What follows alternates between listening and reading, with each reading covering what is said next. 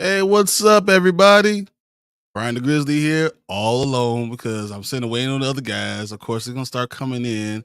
But if you guys don't know, it's a Bears game on, Bears Vikings. So thus, everyone all of a sudden, I'll be right there. So with all that going on, and you see me with my Bears jersey on, you know I'm here.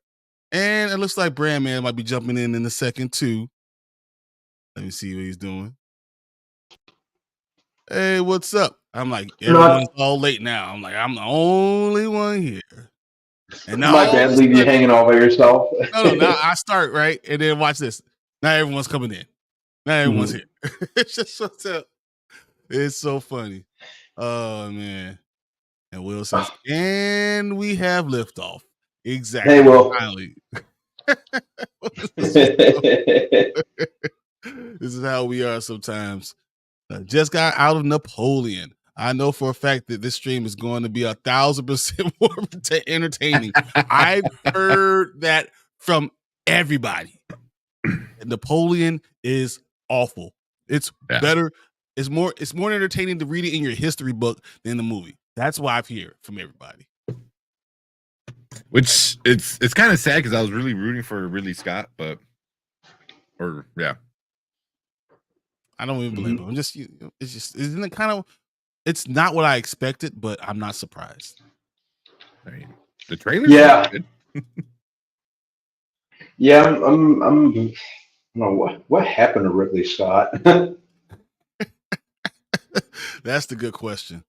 Like, dude, you started off so well. What happened? And it's not even that he. Yeah, and it's not even that he makes bad movies nowadays. It's just they're just a lot of them are just disappointing now. They're almost forgettable, and they are not entertaining. And I think that's Napoleon on Rotten Tomatoes is 60% for both audience and critics. That's crazy, and that's like, I mean, that's as middle as the pack you can get. Like both sides, are like about it. Just critics want to like it. They're like, it was shot well. Yeah, just this is as much as I can say. Apple put a lot of money in it. Yeah. Well, I kept falling asleep on it, so I can't really talk about it like in depth because I kept waking up and trying to rewind it to the parts that I kept falling asleep on, only to fall asleep again. I haven't started it yet. I was trying to watch it today and I didn't get a chance to. So hopefully tomorrow. Yeah, this weekend I was doing a lot of stuff, so I didn't get to watch all of that. I didn't get to watch Wish because I got my over the weekend I was doing family stuff, and then yesterday I got my my flu and COVID shots. Which just completely knocked me on my butt. I gotta show you this. Mama Bear is starting a whole new movement for you guys. Specifically for you. Hashtag let Brandon nap. That's she's I forgot what video she put that on. That had me laughing when I read that. It was one of the last videos. I don't know which trailer it was, but it was hilarious. I think it's something you said something really entertaining too, but the hashtag let Brandon nap had me dying. Yeah. So what's up, Brandon? Of course, Mama Bear, after all that was great. Oh man. Yeah, Kenny in here says, I need trailers to start reflecting what the movies actually is. Instead of just trying to pretend like we got it with the Marvels. Like we got everything is just we're going to show you something totally different than what it really is. Yeah. And that's even crazy because like Napoleon, you know what it is. It's history. You know what I mean? Like there's no spoilers. You know what I mean? Like, you know, so just to tell that story to be so forgettable and kind of bland from what I understand is really disappointing. For him to be the greatest warlord to ever live, to not have anything interesting, that's hard. That's hard. Yeah. Yeah. I heard Napoleon was great for napping. Once again, hashtag let Brandon nap.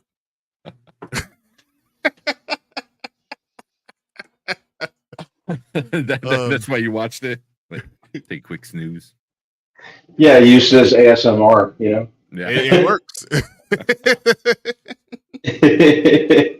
It was. It was. It was the Pedro Pascal read video. Yes. okay. Yes. Yeah, I was struggling, Hey, and then I just tapped out. I can't believe there's definitely some times where I'm exhausted, especially the Mhm. last 3 weeks, and I'm just like just trying to get through. So I Mhm. feel you. I really do. Speaking of which, I may or may not have to cut out early tonight because I gotta fly out tomorrow night and Going now so the fans know. say what? Where are you going now so everyone knows where to meet you? I will be in Miami until Friday. Oh no, Oh. not Miami. Yeah. Mhm. During 30-degree weather in Chicago. 30. Yeah. You wish it was 30-degree weather. I know, right? Hey, That's here we funny. go. We got Chill in comments. I heard it Ooh. made the Women King haters just as angry for historical inaccuracy. Just kidding. Not a peep. I love Chill. What's going on, Chill? Oh man, that's great. Excuse me. So Brandon asks, what platform is Napoleon on? It's on Apple TV. Yeah. Is it on or is it gonna be on? I thought it was still in movie theaters. Not sure.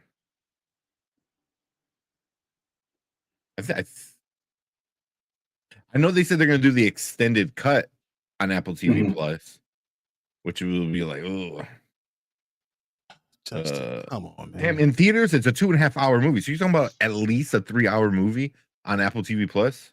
Yep. Yeah. Yep. So, So yeah. yeah, Kenny said, yeah, I just saw it in theaters right now. Yeah, I don't think it's technically on Apple TV Plus, but there's other ways. There's ways to see it, and that's all I'm saying. Like Brian said, Yeah. you go to the barbershop. Exactly. You would think I have these dreads. I don't go to the barbershop. I go often. That's how you watch all the movies. What up, Kal-El? Spoiler crew. Hey. Oh man, he blew my mind. So Kyle shared something to our DM me on or DM'd us on Instagram, and there's a clip of Loki. So the clip is the right before Loki sacrifices himself. Spoilers, I guess. But before he sacrifices, he goes, I'm doing this for you. I'm doing it for us. Whatever he says, blah blah blah. That's like that big heartfelt moment. I guess that was like ad-libbed. Like he just said that.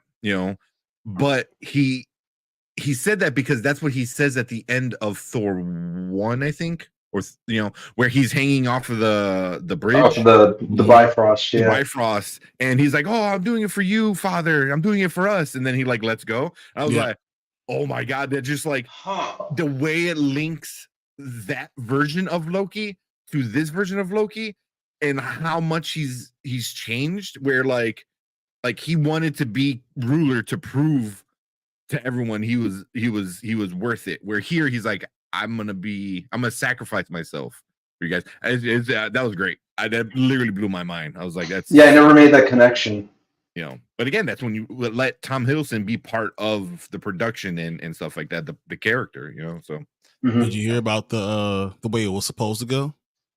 I No. knew there was another one, but I haven't read it yet.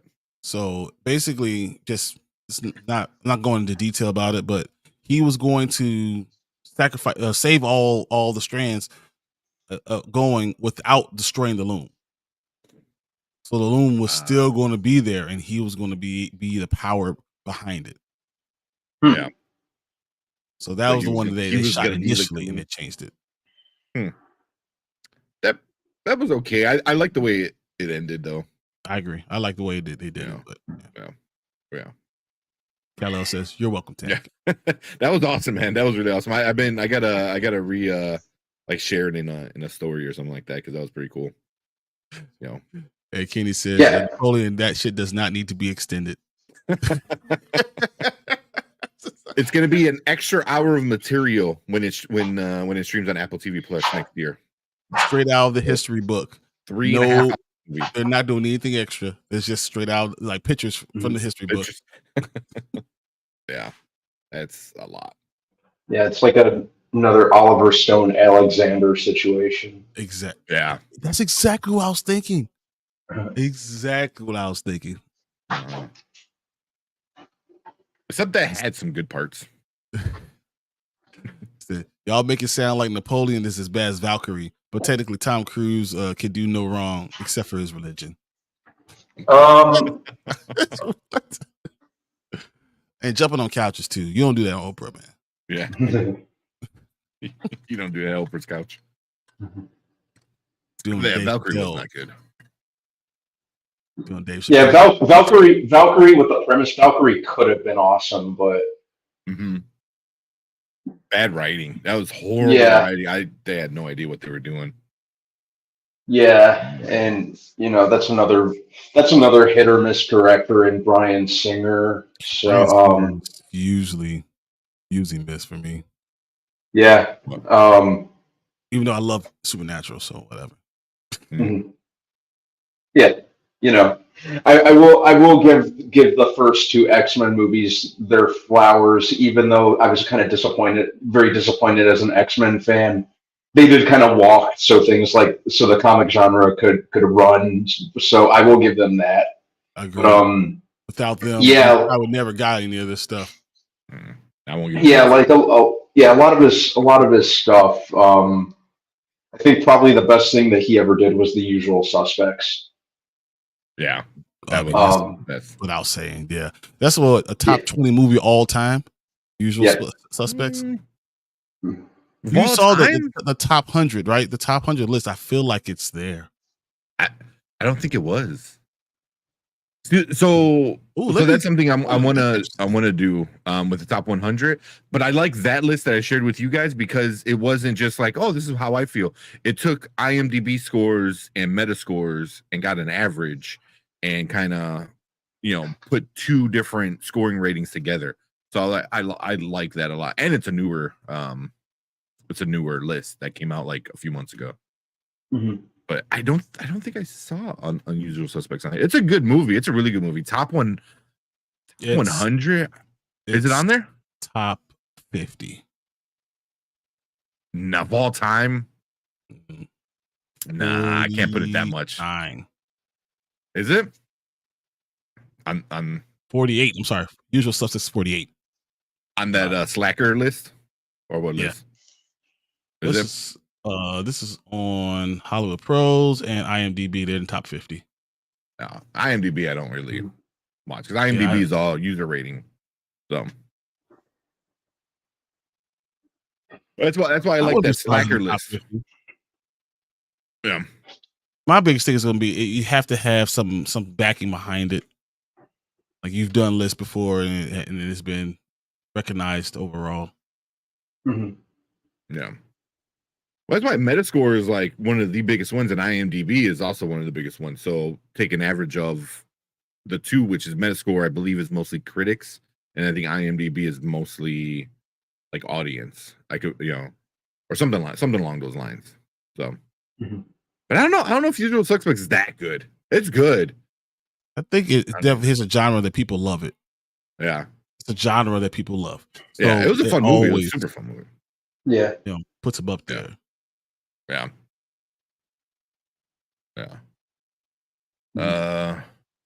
What we got? So what is this poll? Oh, so once we review Wish, we'll get what you guys as the audience score. So that's how we score it at the end. Is a now, later, never. So it's just up there asking what you guys think about it.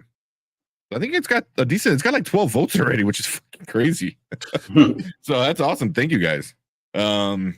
I don't know if you guys can see this, but I got this new variant from She-Hulk. That's awesome. Pretty awesome. Nice. Today. And you can't see Spider-Man's look. It is hilarious. what else I got a problem. Yeah. That I suspect most of us said now, as I guess I couldn't see the question until I picked the button. Oh, okay. Yeah, that's I should redo it. Yeah.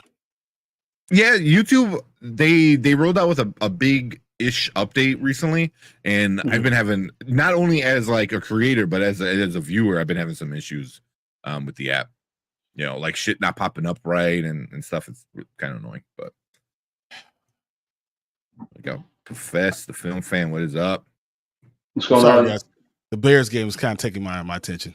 I know. It's pissing me off more angry. Will Black said IMDb has a better ranking system. I think a lot of people appreciate the IMDb ranking because you have IMDb takes critics along with viewers. I think that works. You both.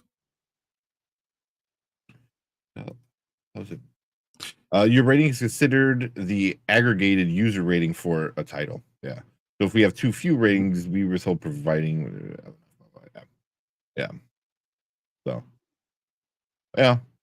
I like that. I'm starting to like the ratings on Letterboxd too. You know, because like if you go to a film, on the side it tells you like on the scale, 1 through 5 where it's at. So and then that's because it's all people. So who you're following too, you can check their stuff out too. So that helps out. You'll be proud of me, by the way. I have been adding more over the last couple of days to my letterbox. I saw. I got the friend like that Brandon followed you. I was like, oh, nice.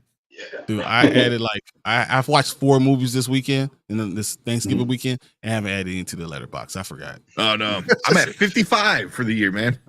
Nice. So I watched Trolls getting the band back together, which was surprisingly good. I saw that. I saw Hunger Games. I saw that, which was surprisingly good too. Except for the end was a little bit, but overall, same. It was good. And then Wish. And then I can't remember. I was watching some movie with my wife. I can't remember what it was. It's on something on Netflix, but yeah. And Netflix had a big drop a few weeks ago, I think. So. They've been just putting stuff out there, and then they're slowly getting real people on these accounts too. I heard. I've been hearing people all over the place getting upset, kicking everyone out. What we got? I've seen you talk once years ago. I feel like I need to watch it again. I think it's been a while since I watched it. I think it's something you should watch. It's pretty good. I mean, it's a good one.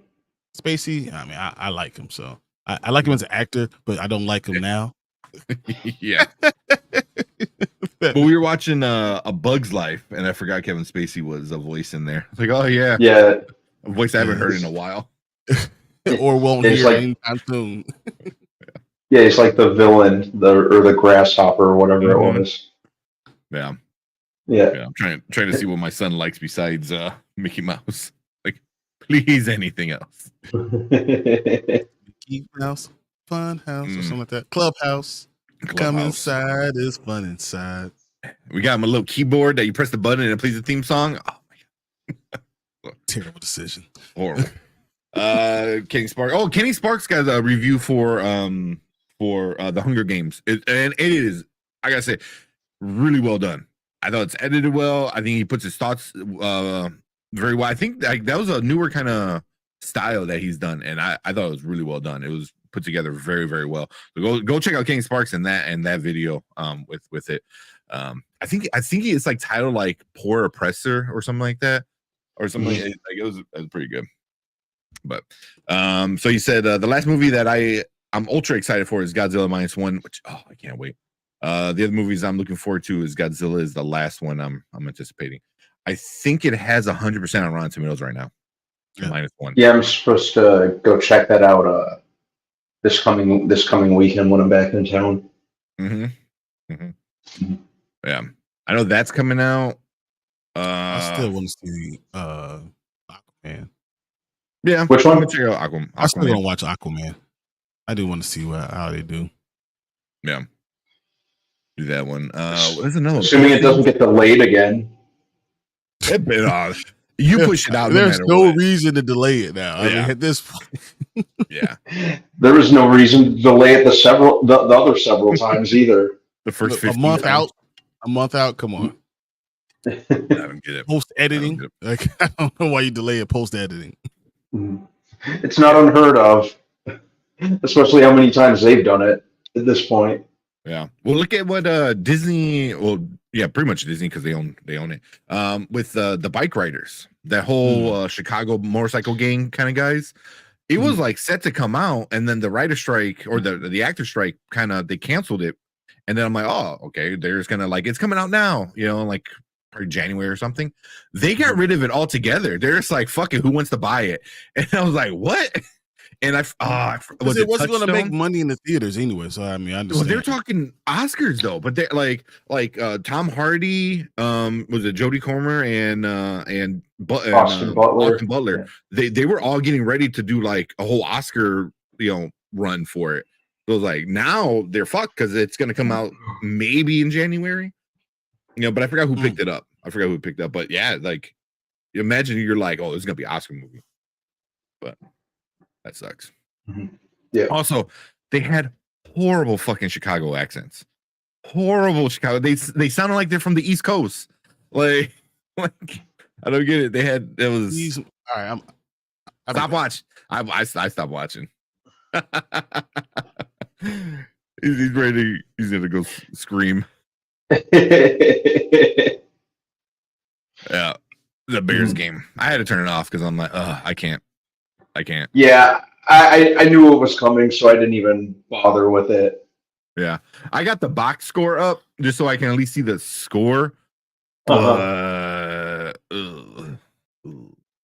right now for me, it's kind of important because I need Dobbs, the Minnesota quarterback, to not do well, so I can win my fantasy team, my fantasy game, which I should win. It looks like I am winning, but yeah, I was. It's not a fun year to be a Bear, man. All right.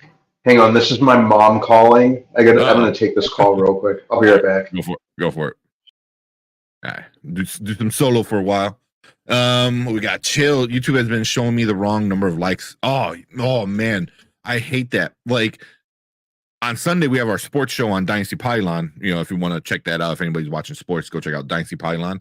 And we were just finished, and at one point we had like 12 or 14 people. And then once you're done with the show, it's like, 8 views. I was like, that doesn't even math. Like how's that even possible? And then like the next day is when you get like the correct number. So we went from like 8 to like 60 or something like that. So, but yeah, YouTube, whenever they fix something, they always mess something else up. So, Brandon said, wasn't Kevin in some new movie and the place refused to screen it because Kevin Spacey was in it? Probably. I don't think he was in anything new-ish, but if it was like one of his last movies, I could see that happening. Yeah, that dude is done, completely done. And then if you really want to dive into it, look at the conspiracy of it. Like all the dudes that had something against him are all dead. Like I don't like wearing the tinfoil hat, but damn, all of them, that's crazy. Mama Bear said, LOL, Brandon's probably feeling the hashtag with the Mickey Mouse Club talk. I bet. When he has a kid, he'll figure it out. Shout out. Oh yeah, man. Thanks for the shout out. No problem, man. Yeah, Kenny, you do some awesome stuff over there, man. So keep it up. Yeah, it was a London movie theater. Oh, that blocked it. Yeah. Like I could definitely see that. I always found it weird that they put Aquaman out the Dead of Winter. Well, usually they try to put out some like Oscar-ish movies towards the end of the year, because it helps recency bias. It's like, oh, I just saw this, so yeah, cool. That's why I like A24 with Everything Everywhere. Like that came out in the beginning of the year, so a lot of people were still talking about it throughout the entire year. That's how you knew it was a good movie, because usually the Oscar movies kind of come out towards the end, so it's kind of whatever. And then the holidays, it's either Oscar or big box office. So I believe, I could be wrong, I could be wrong if the last Aquaman came out at the end of the year. It was. Remember? It was the end of. It was the end of 2018 Yeah, that it came out. Yeah, you put your money makers and your Oscar movies out at the end of the year like that. Mm-hmm. So yeah, and if memory serves me correctly, it still did very good for itself. Mm-hmm. And don't get me wrong, because I find it a very entertaining movie. It's fun. It's fun, I'm definitely going to see this one. But, yeah. But damned if the constant release shifts just kind of killed some of my interest in it. Yeah. It's annoying when they do that. They've been doing that a lot. Not only DC, like, is everybody. Yeah. For different reasons, but it's still frustrating, If it's not the pandemic and it became the strikes, and then it was just like everything. I was like, So hopefully 2024 we kind of get back on track with a lot of things, because I think a lot of studios started figuring out too that that streaming is not what they thought it was.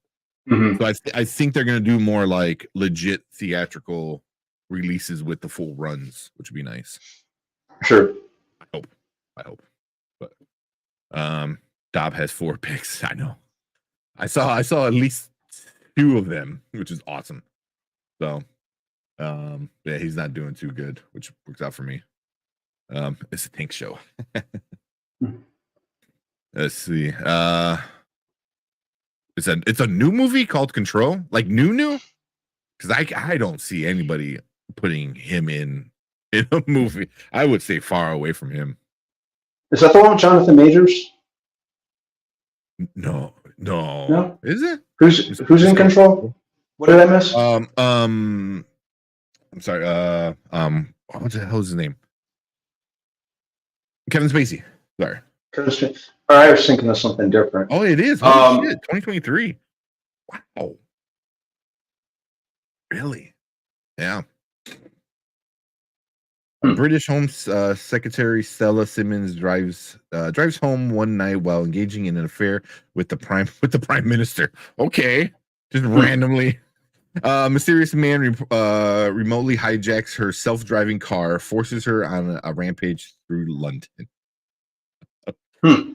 That just sounds horrible. Yeah, that sounds very bad. Yeah.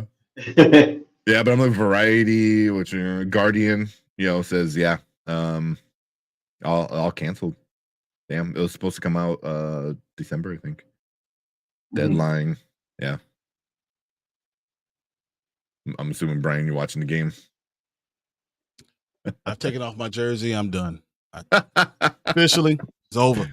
Done. There's still 2.5 minutes, almost 3 minutes. No, left. You didn't see what just happened. That's all. I saw.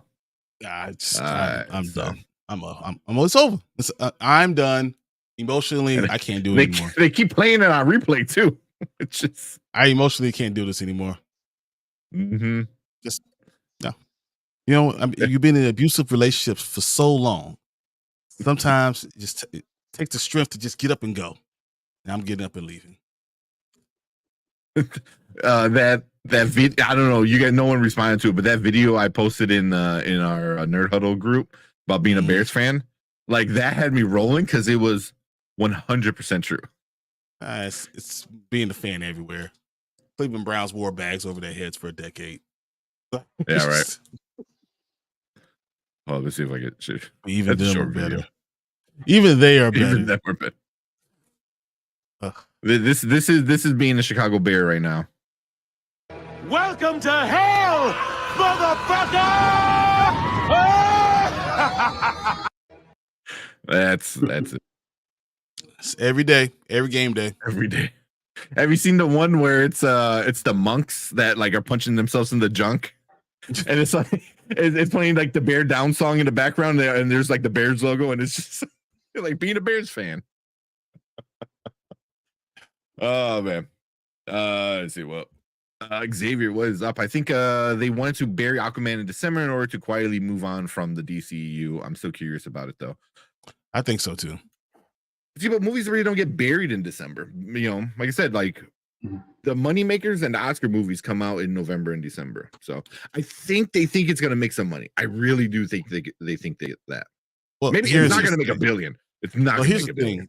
This is going to be a time where people are going to want to see a movie, right? And we've Mhm. seen, just think about Spider-Man. People are going to want to go see the movie, and there's nothing coming out in December. Like, not much at all. No. So it might make $800 million. And that'll be a huge win. A huge win if it makes that much. If it makes being over a bad 400, movie and make $800 million. yeah. I mean, if it's just as good as the first one, I'm cool with it because the first one was kind of okay. You know, And it it made wasn't $1 billion. horrible, and it made $1 billion, but it looked great. It looked amazing. The graphics in that was great. I had a little problem with that. I thought Aquaman was one of the better things that they did in the DCEU. Yeah, Which is not saying anything. It's literally not saying anything. yeah. But I think Momoa is gonna have fun with it. You know, Patrick Wilson Patrick Wilson. You know, he's a great actor. So Yeah, he's a really good actor. I really like Patrick Wilson. Yeah, Yaya in it. Is that him? Yeah. Yeah, Mhm. definitely, of course. Yeah, I hope it's I hope it's good. I like the director. I like James Wan. I think on some level, I've liked just about everything he's made or directed himself. Mm-hmm. So I hope it's decent at least. You know, just the constant delays just frustrated me. I think what happens a lot of this time is the star powers is going to make the money. The time with nothing else going on, as you say, if you're not going to go see The Color Purple, Godzilla. Yeah, I don't really care about The Color Purple that much. I don't care about Wonka. I think that looks awful. So what else are you going to go see? You're going to go to the movie. Mm-hmm. And Wonka is something else that I hope is decent, just because that's another director I like, Paul King, who did the two Paddington movies, which I really liked. So I'd like for that to be good too.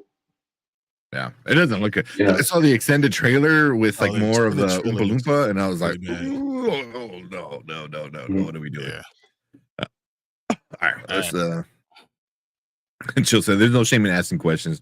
Don't let them convince you that it makes you make you a nut job." Yeah, man. I mean, one thing you're like, because I don't know if you know, I know you guys were both off screen. Kevin Spacey got the accusations.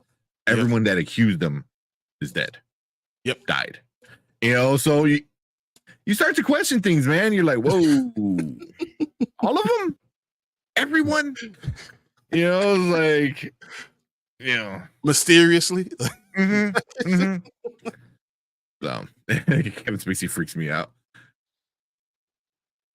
He was a great actor. Yeah, I thought he was a great actor. Yeah, I thought he was a great actor, but yeah. And then once like the truth came out, you're like, that's why you kind of you start looking at things differently. Yeah. You start looking at things a little different, like, ooh. I said, which was supposed to be the Thanksgiving family movie. See, I can't wait for us to talk about it because I disagree with a lot of people. I really do. My family really did like it. So same with me. We'll probably save that because I know Brandon, since you didn't watch it, once you take off, me and Brandon do the review. But you guys watched Invincible. Please say you watched Invincible. Oh yeah, of course. Okay, of course. I mean, I watched it. Of course, I watched it. I watched it twice. Okay. Does that count? Because, like I said, I knew what was going to happen. So when you guys were saying what you were expecting to happen, I was sitting there like, oh, okay. I was like, oh man. Yeah, he's your brother. Oh, bro, he ain't my brother. He's an ant. Oliver. So his name's Oliver. I'll just spoil that for you. He becomes a very interesting character too, man. Like there's man. Shit. This is when shit really like takes off, man. What's really weird in the comics, there's sometimes he's more purple than other times. Yes, blue. He seemed very blue, actually. Yeah, he's like bluish, and there's in the comics, like towards the end, he's kind of I got to go back and look at it, but there's like he's not as purplish. He's more like a pinkish. I don't know, man. But that's just whoever the artist is and stuff like that. Yeah, we're gonna talk about that. That's a good instinct chill. Yeah. Like one thing you'd be like, oh shit, that's crazy, and then when it happens to like 5 or 6 people, you're like, what's going on? I'm just here because Monday Night Bears game is boring. All right, Derpy, it's boring. Yeah, Derpy, he's literally spoiled because he has the greatest coach in the NFL, and he just he's spoiled. That's all he is, man. Yeah, in 2 minutes when the game's over, in 2 minutes.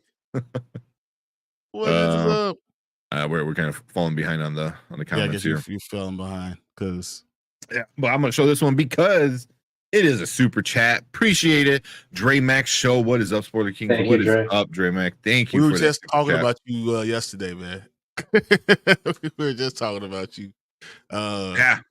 And nothing bad. And some beef you got. Yes. Yeah. We're talking about some of the drama. It doesn't make any sense. You can enjoy something and still be for other stuff. I just didn't understand that at all. So yeah. See what we got for him. Hey, we were talking about Wonka. Here's a Wonka. Good morning, Starshine. The Earth says hello.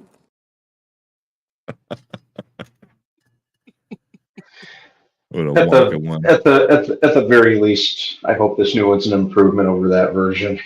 It looks like a prequel to that one. It looks like the same thing. Yeah.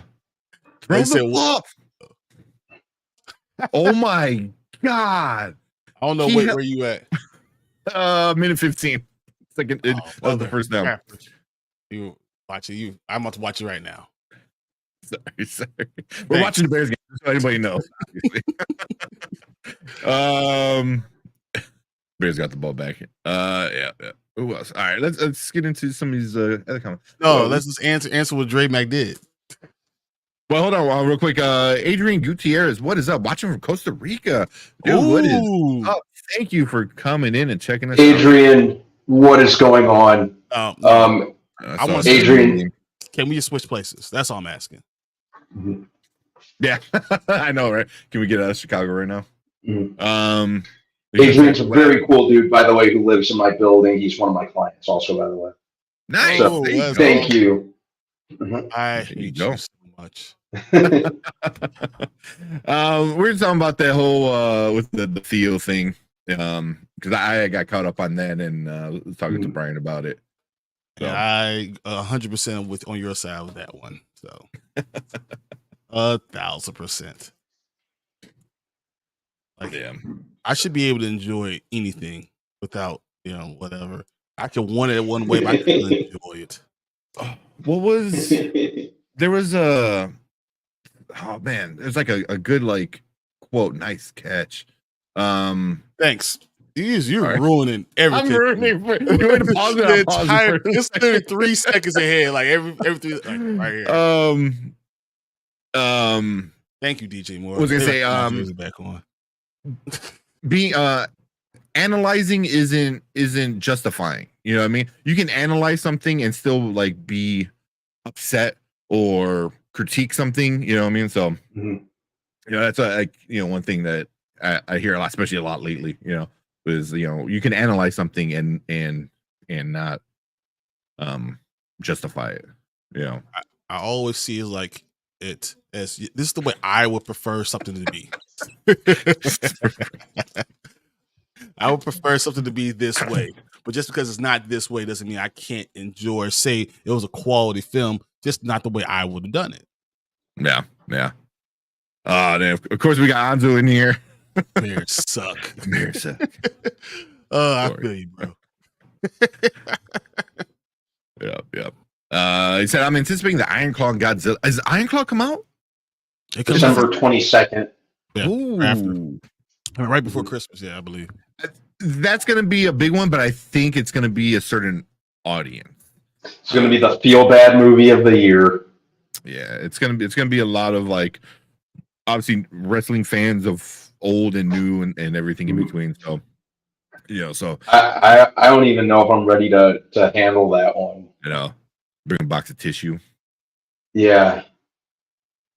I haven't really been touching alcohol the past like ever since Halloween, but I think I'm just You're gonna gonna like be, yeah, you're gonna sit there like I'm all gonna the alcohol. I'm gonna come home and just like probably pour like a really tall glass of bourbon or something afterwards. That's Yeah. what I've been doing. That's what I've been doing. Thanksgiving, all that stuff. Just Mhm. give me two fingertips. Just 2 give me shots. a nice, There nice little on glass sip on it. on Twitter. So I'm a pretty big like Bert Kreischer fan. I enjoy him. I Yeah, think you are. he's kind of a goofy. On Twitter, he put up a video of how to drink on Thanksgiving, and it's like a 3-minute long video, and he just tells you, he goes, you wake up, you do this, and then you do this, and it's fucking hilarious because then Mhm. he's like, a normal person will be fucking dead by the end of Thanksgiving. And for him, it's just Alcohol like, poisoning. oh my 101. oh my god. He goes, then you sneak in some of this, but you put it in a glass so everyone thinks it's just water. I was like, dude, what the fuck? Yeah, and he's mixing beer, liquor, and wine and champagne. I was like, oh my god, like a normal Jesus. person would die. Like I'll send you guys the video. It's pretty funny and entertaining, but For me, tequila is the thing that kills me. I am tequila's what gets me all the time. Mhm. And let's man, see if Fields can pull a Jalen Hurts. He ain't doing that, man. Like they're gonna let the kicker kick. no, they're not going to let him. They'll just 85% of his throws were 2 yards or against the line, like from the line. It was terrible.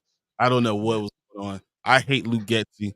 I'm saying it on right here in front of everybody. I hate Luke Getsy. Like literally. Well, tomorrow it's gonna. I mean, even I'm assuming the Bears are gonna win. Can't assume that, anything. I know we get another fucking double doink. Oh, the 30-yard.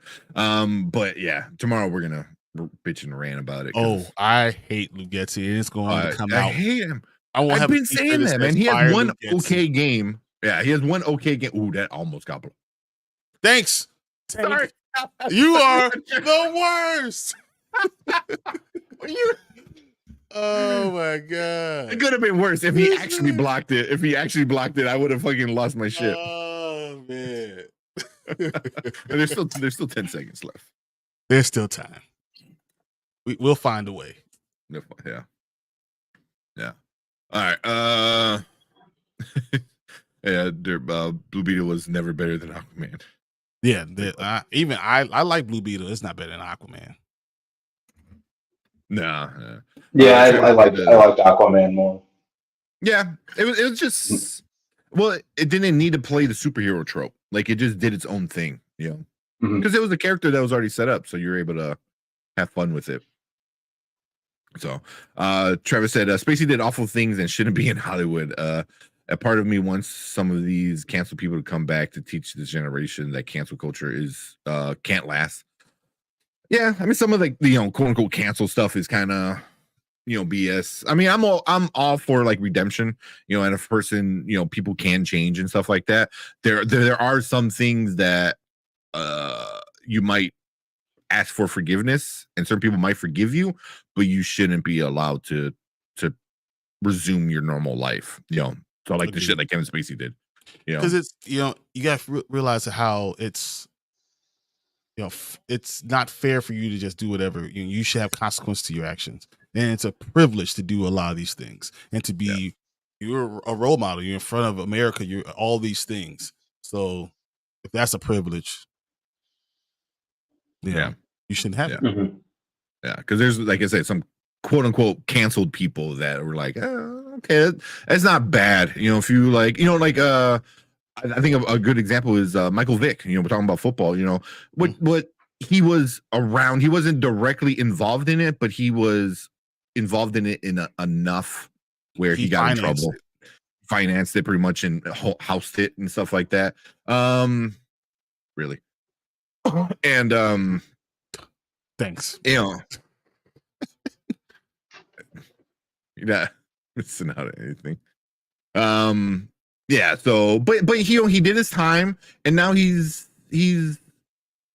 doing all the right things, and people still want to villainize him for it. Like, oh no, like that's it was like, at what point is like going to jail and paying your time enough of a thing, you know. So Mhm. you know, so that's how I kind of see it. So, and then there's because like I said, I'm a big Burt Kreischer fan. He did the Cabin show where he brought two different people or a group of people and they just did goofy shit. One of my favorite episodes is the episode that like I guess is most heated. I love Miss Pat. Once I found out about Miss Pat, she is hilarious and all her shit's like true, and she is super funny. She was on on an episode with Kaylee Coco, right? Who's a big, you know, save the dogs, big animal, save kind of animal rights, yeah, animal rights and stuff like that. that's stuff and you don't mess with them. yeah. PETA, So that gets you canceled real quick. oh yeah. But PETA is like a whole nother crazy thing. You can kill a person, but you kill a dog, it's over. Yeah, you look at dog. But in that episode, they wind up like talking, and then Miss Pat brought that up. She goes, how long are you gonna, you know, say it's his fault? You know, like he's been doing all the good stuff. He's out there helping, you know, vets and dogs and pit bulls in particular and stuff like that. And you know, but you still want to say he's the bad guy. It was like, you know, at what point he's like, you know, you ask for forgiveness and you try to help and you still do stuff. You know, so I don't know. But that was a great episode. I love that one. I love Miss Pat because what's his name? Joel McHale was on that episode too, and they never met. So she comes out of the car and she goes, "Oh, what's up? Oh my god, what's the dude from I'm killing this joke. The dude from the voice, not the voice. What's the American? What's the first like American Got Talent? American where Idol. American Idol. No. No. Simon. The Simon host. Cowell. No, he's talking about the one who has his Ryan something. Seacrest. Ryan Seacrest. Yeah. Yeah. So Miss Pat walks out the car and is like, "Oh, what's up, Ryan Seacrest?" to Joe McHale, and since he's this like a funny, awesome person, he just flips it right back. He goes, "Oh, what's up, Fat Lizzo?" And it was like, "Oh, this is gonna be a great episode." And they were dicking around, and then Kaylee Coco felt like that she was like the odd man out, you know, because you had two comedians, two like funny people, and then you had her, you know. So she's the straight man because she's not funny at all.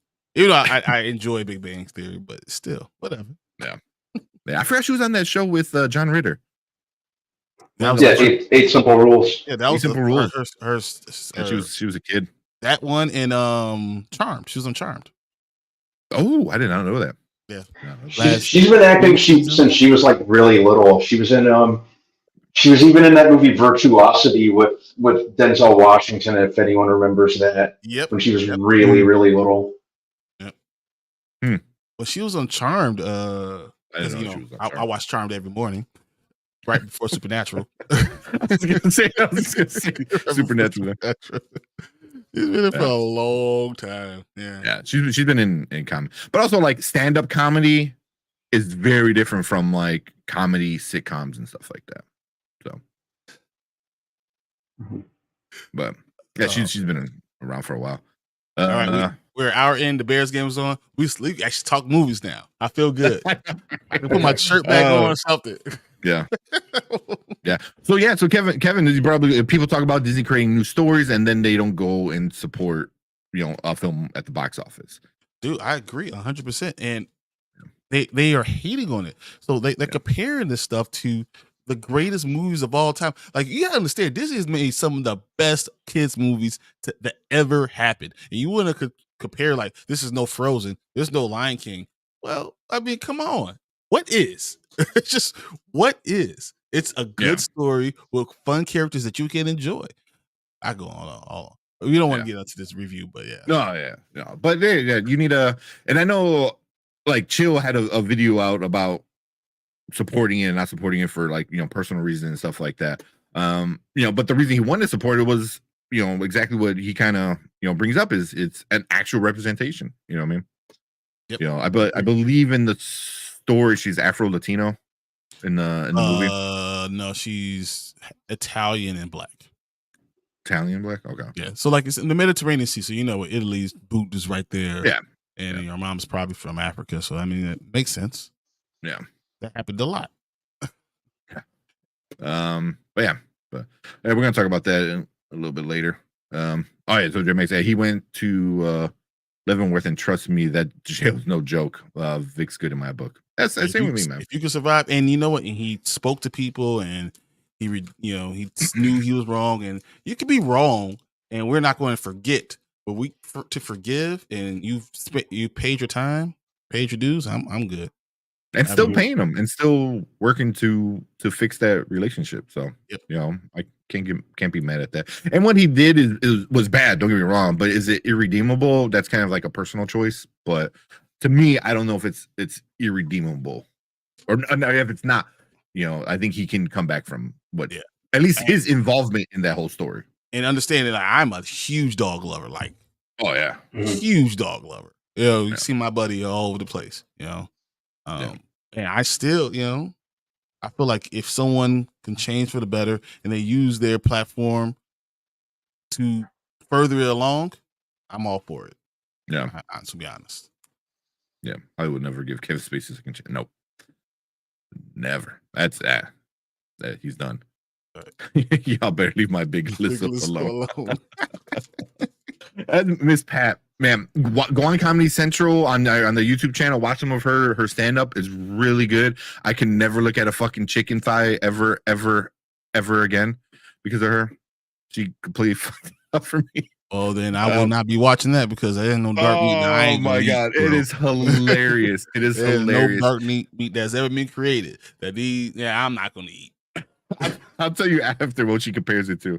But that's like what I like about her too. She took like a very fucked up life and turn it to comedy, so it's like you shouldn't be laughing at it, but she's like, fuck you, laugh at it, it's funny, I'm telling you, it's my life, so I like her. I wind up getting BET Plus for like the 2 months because her show was on it, the Miss Pat show. It wasn't the best show. It wasn't the best show, but it was good. Her stand-up is much better. You're like the only person that got BET Plus to watch me. That's why I'm like, oh, it's a good show. That's awesome. I love it. Yeah. Once I found out about it, I fell in love with her, man, because she was just awesome. Wow, they won. Yes. Yep. I did not like the villain song in Wish. Which one? Because I did. The sorcerer, not because he does one in the beginning, which was fine. This is the things I get. I love that song. That was a great song. I understood. I'm telling you, say he's a villain. This is the only thing we argue about. I don't think he's that much of a villain. I was like, man, he's super villain. He's a douchebag, but I mean, he has some redeemable qualities too. I mean, he did something. What leader? We talk about Napoleon, Alexander the Great. What leader who started a country didn't start under some false pretenses? America, like where are you talking about? Like what country ever was done? Oh yeah, no, I'm not. So I don't take points away. Like he's ass. Like, he is. The evil queen is and she only cares about being the prettiest and willing to kill her daughter or sister or daughter-in-law, right? He wasn't going to kill anyone until the end. Like he got to that point, he just got there. He wasn't the time. All right, no spoilers. I don't think I've been in the trailer. I don't think I've seen a trailer for Wish. The trailers are okay. We watched it. Yeah, we watched them here. Yeah, the trailers are okay. I think the movie does better than the trailer. 20 countries. Damn, it boards 20 countries. But no one in the North border. Mediterranean Sea, because I mean, if you go on a cruise, so my uncle and my sister went on a cruise. I was supposed to go by to work, but you could look about all Northern Africa and all those countries, those little countries, series, and all those countries in Europe, right there on the Mediterranean. Yeah, you could they go from port to port to port to port, and you see everything. Yeah, it's one of the greatest things. Probably the best money you can spend on a vacation and see stuff.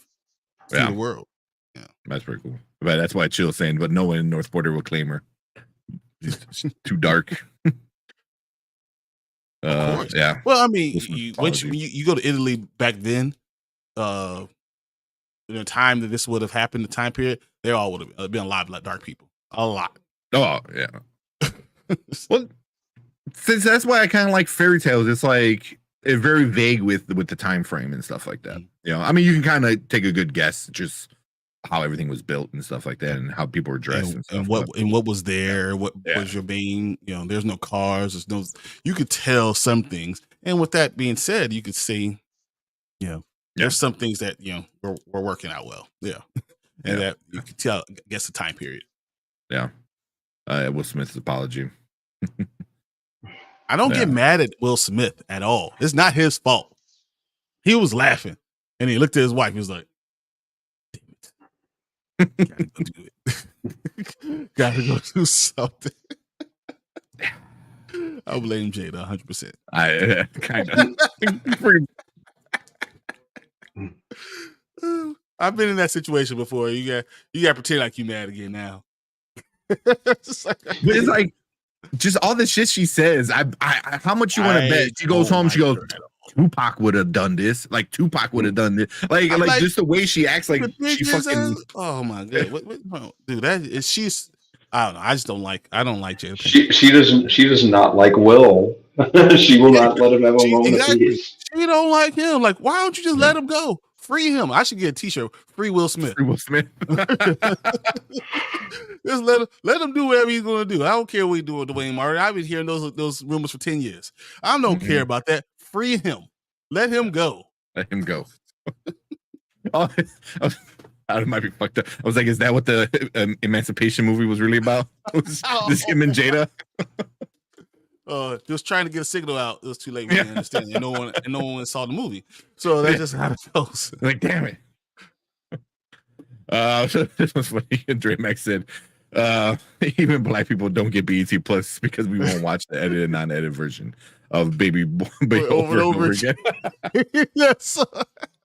I got it, and I've said I love you, Jody, so many times. I'm done. Yeah. But come on. You know, because like I want her to be successful. You know, so it's like I'll get it, and then I know they watch analytics.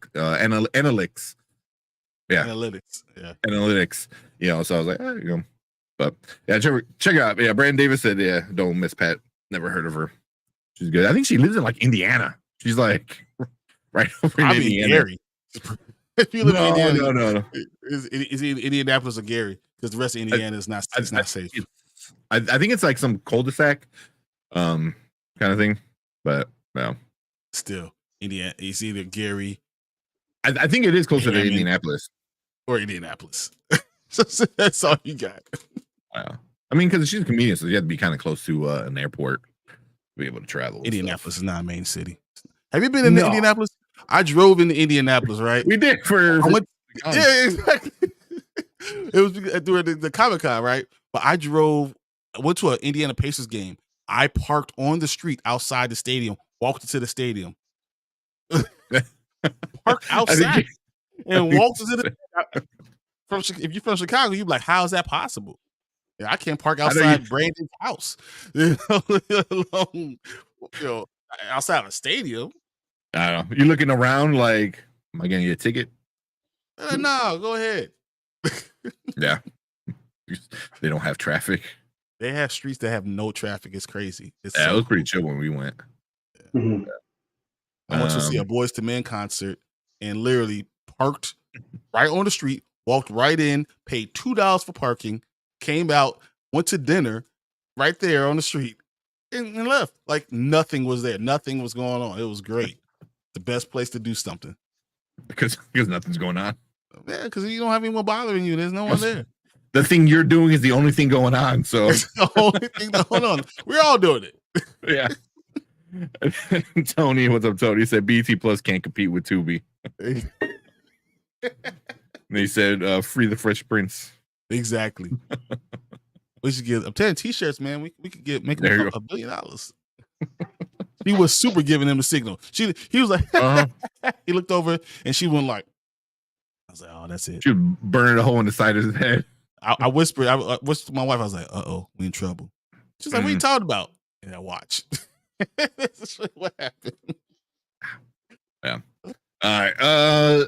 Horror Geek. I'm gonna save those two for when we actually talk about Frozen. Because they are pretty good ones. about the songs and stuff like that. Mm-hmm. But we're gonna talk. I don't have any trailers. Any new trailers? I saw a couple trailers. I thought. Okay. Well, let's get this Invincible thing going because I really want to talk about that. Yeah. And then we'll We've find been some waiting for trailers. weeks. I love. Yeah, let's get because they're. Yeah, let's get into it. Let me change it because I have a background. Hey, look at that. Very nice. Been waiting. See, so I told you the man's been waiting, guys. Yeah. All right. Let's talk about Invincible. Free Willy 2 is too perfect not to have on a t-shirt. I love it. Free Willy. Oh my god. Oh, I like it. I gotta come up with some ideas. Mhm. That is too good. Can you imagine like having like Will Smith like jumping and then like Tupac is like doing the little boy like you're free. Oh no, that's so bad. Oh man, nice background. Yeah, Stephen Young's signature colors. Exactly. All he does is blue, gold, And black. Right. And red because he gets beat up a lot. Yeah, and this one he does. At Century, I maybe not as much, but that's a whole nother can of worms. And Century's in a whole nother conversation that you want to get through that. All right. Multiple. Yeah. He said I'm dead. Not Tupac as the kid. Oh man. Oh, that'll be. All right. Yeah, we gotta get that going. All right, let's talk about. So, or do the Fresh Prince, when he's getting beat up on the playground, have it be like Jada. Other than she's spinning around. He's spinning them around. Oh, that's so bad. Oh man. All right. Let's talk about this show. All right. All right, what is up, everyone? Welcome to Spoiler Kings. My name is St. Kramer with Brandman Brandon, Ryan the Grizzly. What is up, guys? We are going to talk about episode 4, mid-season finale of Invincible. It's the last time we're going to see him for a while. Hopefully get back in February. But this is the cliffhanger we're left on. So spoilers. If you haven't watched the episode or the show so far, this is all gonna be spoilers because there's a lot of shit that happens. But start off, Brandman, what you think about it? How'd you like it? I think that Nolan is a piece of work. Dude. Yeah. Friggin' deadbeat bum. But no, I liked. I kind of goes hand in hand with what we talked about last week. I loved it because it left me wanting more, but at the same time, now we got to wait until January. I'm like, damn it. Yeah, at least January. Yeah, it just went in a direction. And mind you, I haven't read the graphic novels. I plan to, but that went in a direction that I really didn't expect. I think I'm enjoying watching this show kind of blind because it always seems to surprise me with where they go next, which is something that I absolutely love about the show. I like that it's very non-conventional in terms of like a superhero story, which I think is great. I'm really liking a lot more of these kind of non-conventional comic stories like Invincible, like The Boys, that sort of thing. So, once again, I love how it kind of blends a lot of lighthearted elements with graphic violence. One of my favorite things about it because it feels pretty seamless. J.K. Simmons, obviously, he when doesn't he always deliver. So it was good to have him back finally. And I'm interested to see where they go with Nolan. So now I'm like hate watching that character.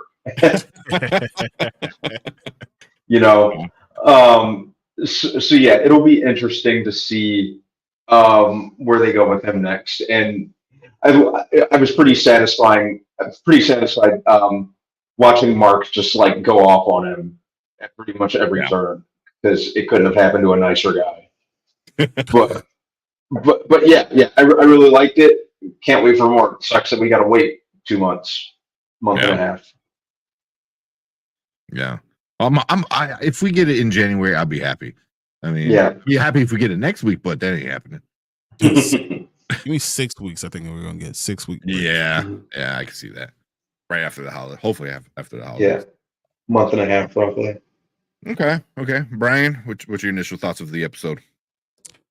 Oh man, you're dealing with people dealing with grief and going through all the different levels. And when someone goes through grief, right, you know, they finally get to the on the other side of it, right, where they feel like they are good and they're ready to take that next step out of hell, right? And then your dad shows up again with a new baby mama, and hey, look, it's your brother, bro. You've been gone 4 months. How? Like, dude, that blew my mind. And he's like, he thought everyone was gonna be cool. I was like, really? You think this is cool? And you would have. I was like, you. Good. I was like, you bum. Yeah. And then you gonna do the tongue thing right in front of me, dude? I should punch you in the face. That's straight from the comics, which is awesome. Like, I didn't know if they were gonna do that. That was nasty. Really. Also, honestly, you got we tend to forget about it. So since their life cycles are so short, they say that in the show. There's like a year, I think it says something like that. Yeah, the whole life. So when he first met his wife, she was literal a kid. You know, like she was on that ship that he saved. So they show her as like a child, and then now that's his wife, which I'm like, oh. She was like, I was already head over heels in love. Yeah, pregnant. It was like 10 days ago. when I was just a little kid. Now a week later, like, oh my god, it was so much. Yeah, what Dre said, he found his cheeks. No one's about that bug life. Oh man, you know, and it's funny because they did this whole montage with Nolan thinking like, I'm gonna feel bad for him because of what he's going through, because he's having these doubts. Dude, you literally try to kill your son, pop his eyes out. Like, he tried to kill him, and he was like, "Hey, son, like Mark should have killed him on sight. Like, on sight, I should have chopped him in the neck. Like, come on, bro, let me go. I'm out. I'm not give you a chance to talk to me. Crazy, you know, like so that was nuts. And then this whole thing with Adam Eve is going to be really interesting. You're starting to see what's happening with that, and I think she's going to be very interesting in the next couple episodes. But I will say, I really wanted more Alan. Yeah, I'm afraid we might get. I don't know if we're going to get any more Alan. Like, maybe, I don't know if we're going to get, because there's 4 more episodes left. Like, we're talking like there's a bunch more episodes for the rest of the season. There's only 4 episodes left. I don't know if we're going to get Alan the rest of the season. Really? You know, I don't know. It depends on how they go with the story, because they have changed a few things in the show so far. Like, one of the best things is at the end with the big fight and Krieg had to do with the freaking eye patch. He comes down and he just also, it was what was that Brown Sterling Brown? No, yeah. Was the voice of Krieg. He just has that badass voice. And in the comic book, he seemed more like when he first comes down there. Clancy Brown. Yeah. Clancy Brown. You know, he seems more like Krieg kind of is asking him, like, hey, you know, you're gonna, he told him the same thing. He goes, you gotta go do this. You're gonna take over, you know, your dad's job, and you got to go get the humans ready. But he gave him like a time frame in the comics. He's like, oh, you got 100 years, you know, and was kind of a little bit more nicer about it all. Where in the show, oh man, he comes in and just like punches you in the face, shut up, go do it, and if you don't do it, we're gonna kill everybody. Which it seemed way more threatening. I'm like, I like, especially with Clancy Brown voice with that character. I was like, that's way more threatening. That seemed like how that scene should have went down in the comics, but it's still the same, end of it. Like you got to go do this. Here, he didn't give him a time frame either. He just like do it before we'll be we get checking there. on you. Yeah, we'll be checking on you. That's it. Or in the comics, they gave him 100 years. Like, oh, since you kind of like the humans, we'll give you 100 years, to get over it and conquer them. Here it's a little bit more different, which I like. I think that's better, because giving them a time frame, that doesn't seem like what, these crazy ass Viltrumites will do. It's like, no, you need to do it by the time we get there. When are you going to get there? When we get there, it's like that type of shit, So, but real quick, before you finish, this had one of the best kill scenes I've ever seen. I've never seen a jaw get knocked off. Oh. What? So I was watching this with my earbuds in because my girlfriend and the baby were watching something else, and that happened, and I literally and she's like, "What?" I was like, "He just killed her with his elbow." It's like, "What?" In her face. She looked like she was trying to talk, and there was nothing there to handle. It was so bad. That was nasty. It was worse than the whole taking the fist and pounding someone's face in. That was crazy. On the line. Yeah, that was nuts. But when you saw the jaw, I was like, wow. Yeah, man. Yeah, that was nasty, man. That was nasty. But I don't know, anything else that you guys can like? Oh, well, for at least for you, Brian. Anything else? I got a couple things. Honestly, I was enjoying what was going on, but I do wonder what's going to happen on Earth. How is Mark going to respond to and how long is Amber going to wait? Because that's college. College is like super speed. So like you get back and I've only been going 3 weeks. Too bad. Yeah, you lost. So and dude. What Debbie's going through is awful. That's serious. And honestly, I thought that what's going to happen was Mark was going to heal up and he was going to take his dad back to Earth. And I thought that would have been the worst thing. That's like doing it to his mom, what just happened to him. That's what I was worried about. So the fact that didn't happen, I was happy. So that's all good. Yeah. It was, real quick before I get into mine, Dreback said, she was like 12 and a half. Oh, so 1-2 days later, baby be ready. Yep. Yeah, that's kind of weird. But I don't know. Don't think about it too much. And then Kenny Sparks said it was just appalling in the comic books. Yeah, they're just doing a great job translating to the comic books with the show, or from the comic books to the show. Yeah. They really are. They really are. I love the where he was about to drop the F-bomb and then the title card came in. Yeah. I'm like, oh, what the? But then it cuts back to him and he finishes it. I'm like, oh, that's great. I thought that was so great, because it was like the moment was that important and big for Mark that it was like title card and then you get to finish it. It's like, it was really, really interesting. But one of my favorite scenes was actually they kind of go hand in hand, but the one with Omni-Man where he's flowing through space, and he's just like wants to die. I'm like, it's all about going, not about jumping into the black hole. Yeah. And then another thing I love, they use the interstellar black hole, which I was like, yes. Yeah. I was like, nice, accurate, black hole. But yeah, that whole thing was like great. And he was about to do it and then saving somebody, he might up, double thinking about it, and then obviously didn't do it. And then you cut to Debbie, and it's kind of the same scene where she just she's walking, and at the bridge and staring at all those cars. Yeah. Like, and I was afraid. I'm like, are they gonna kill her? And obviously they didn't. But that was like her black hole, which I thought was kind of cool. It's like, this is how I'm gonna end it. And then it all ties back in with the dude that makes the suits. When he came in, he's like, you're the real superhero. What I mean? Yep. He's like, he has superpowers. Yeah, his shit's easy. What I mean? Like, but you dealing with everything and that just comes back to that. Yeah.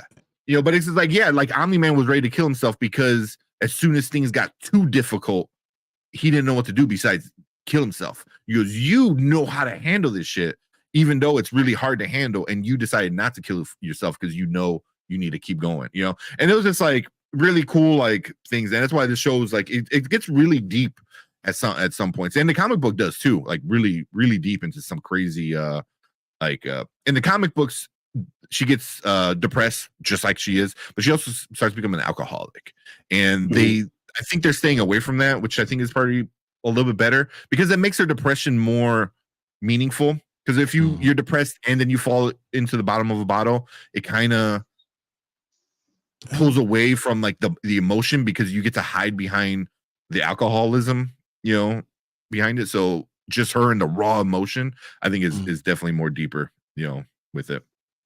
But I thought it was really interesting with her, how she's been denied by so many different people, and the things she has to hide her pain. So she can't just like go to a group, you know. The fact that you have to hide from it, and all your memories, you don't know if 20 years of your life were just for nothing, you know. And but the thing that, you know, when they kind of outlined her as a single mom, and that, you know, oh yeah, he was there when, you know, Mark learned how to ride a bike, but I had to teach him how to ride a bike.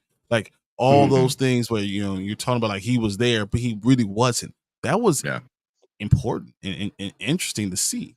And it kind of helps define who Mark is, which was really weird when that Mark gave his dad a hug. I thought that, you know, knowing those things, that he really wasn't that important in his life, I found that interesting. Yeah, but it makes so much sense because of who these characters are. When Mark's angry and upset and doesn't know how to handle his emotions, he hugs his dad. Then the tables are flipped, and now, you know, Nolan doesn't know how to handle his emotions, and he's angry and he's sad at the same time. You know, when he sees all the bugs all killed, he turns around and chokes his son. It was like, and he's like, why do I feel this way? Kind of blames him for it, you know. And it's like that's such as like the same thing. He's like, I'm mad, pissed off, upset, sad, all these emotions, and he hugs. Same thing happens with Nolan, and all he knows is just violence. You know, it's just like this anger, this raw anger, you know, and stuff like that. So, you know, I don't think he was trying to kill Mark, obviously, but he was just so he didn't know how to handle it. You know what I mean? So I just think the difference between having the mom being, like you said, like the single parent, is like you get that loving, you know, the nurturing, you know, behind it, where obviously he was born to be, you know, a ruler and a killer and, you know, brutal. So yeah, I thought this episode was really great, and just like so many parallels between so many different characters, you know. And I love how Debbie at the end of her walk goes to Nolan's grave. Like, really, out of all the places you can go to and all the people you can talk to, you go to him. You go to his grave. I was like, that's the person that she built this entire life with, and that's what makes it so hard. Like, so they've had good times, and now she's thinking about all the good times and making them where they're nothing. They, you know, it was all BS. Yeah, imagine building those many memories and going through decades alive with someone only for them to think of you as a pet. Like, what a kick to the stomach that would be. I think Sandra Oh in her voice acting is conveying that wonderfully. All the voice acting in here is great. You know, I got to give it to everybody. But yeah, any bad parts for you guys? Because I mean, none for me, but I don't know if you guys were like, I didn't really like they did this. I don't think there were any. And I know it's easy to say that, but I really don't. You know, it just has me anxiously waiting to see what happens next. Yeah. You know, I can't think of anything on the fly that displeased me with it. Yeah. What are you, Brian? Anything? I wanted more Alan. Cecil's a horrible person. Yeah. And we're seeing that through so many people's eyes, and I thought that was interesting. I'm glad I didn't have to see Adam Eve go back to her dad. Yeah. But her dad didn't act like a complete asshole. Yeah. Yeah, he So sucks. he's Yeah, awful. yeah, he's a Awful. yeah, he's a butthead. Yeah. But all those things are that was it really. There was nothing that was missed. Mm-hmm. I think the biggest miss is that you're giving us 6 weeks to think about everything. Mhm. Now I want to make you think about what we did and wish that we were there. Yeah. All right. So let me see if do they have any release date for it was season 2, part 2, I guess it would be called. Nothing yet. That sucks. So hopefully we get some news on when they're gonna put out the second part. But where do you guys? I know Brandon, you're not a big fan of kind of thinking of where it might go. But do you have any kind of expectations or any thoughts or at least something you might want to see? Because there's so many characters now. A relationship between Mark and his brother that he just found out he has. Mm. Like we were just saying, that's gotta come off really, really jarring. Months after the fact to find out that your dad already moved on and shacked up with this like alien bug chick. Yeah. So I'm looking It wasn't like it forward was to Mantis. seeing. It was like she really looked like a bug. That was it's like it wasn't. It was Mantis. Like, Mantis Yeah. is kind of fine. I understand, but that's just that's the character Mantis. I thought like what? Yeah. Oh yeah. Yeah. The character from Guardians of the Galaxy. The Guardians of the Galaxy. Now they look like an actual mantis, like the bug mantis. Yeah. So yeah, I think that's my top thing. I'm really looking forward to seeing more of. Yeah. But real quick, Kenny, thank you. Make sure everyone go Thanks, check Kenny. out Kenny's Park. The dude's awesome. Has great videos, all that good stuff. So go check him out. You will not regret it. But yeah. But, okay. Who are you, Brian? Any parts where you're like?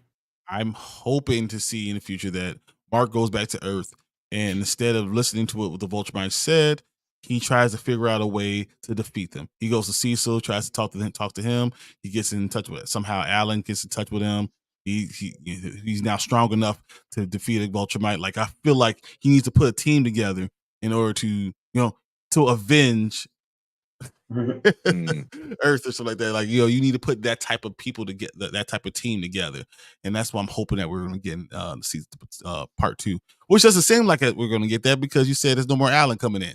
So that's why I want at least for the season. I don't know. It kind of depends. I don't know. I think they will. Yeah. Because the thing is, like, there's so many characters, and right now I think they're handling everything really well with giving everyone enough time to shine, so I hope we see what happens with Alan, but yeah, we might, now that I think about it, yeah, we'll probably at least see what happens to him after he flatlined, I guess. Yeah, in the find out last that episode. he's gotten stronger than he was before, and that he's going to be powerful enough to do something. And like, if we give us pieces all over the place, we can at least see the pieces of the board come together, so we know that the game's really on, and that's what I'm hoping for. Yeah.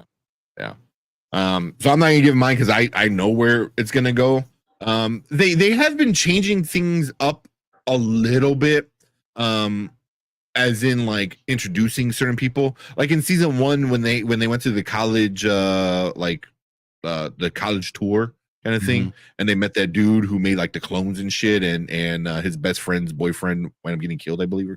That didn't happen until later in the comic books, but we already got it now. So they're still giving us everything. They're just kind of changing it up. But for the most part, man, this is staying fairly accurate to the comic book.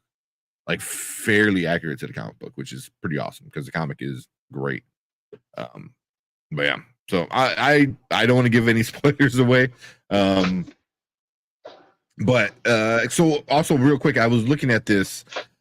They said we will come back after a few months and give you the rest.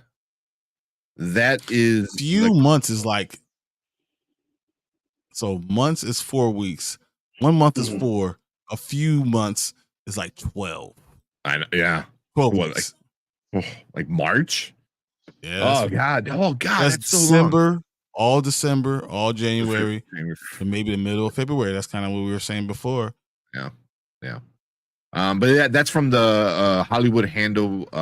Had an interview with the showrunner of the show. So yeah, so that's what they said. They said so her full quote is, the decision was made afterwards to release season 2 in 2 parts.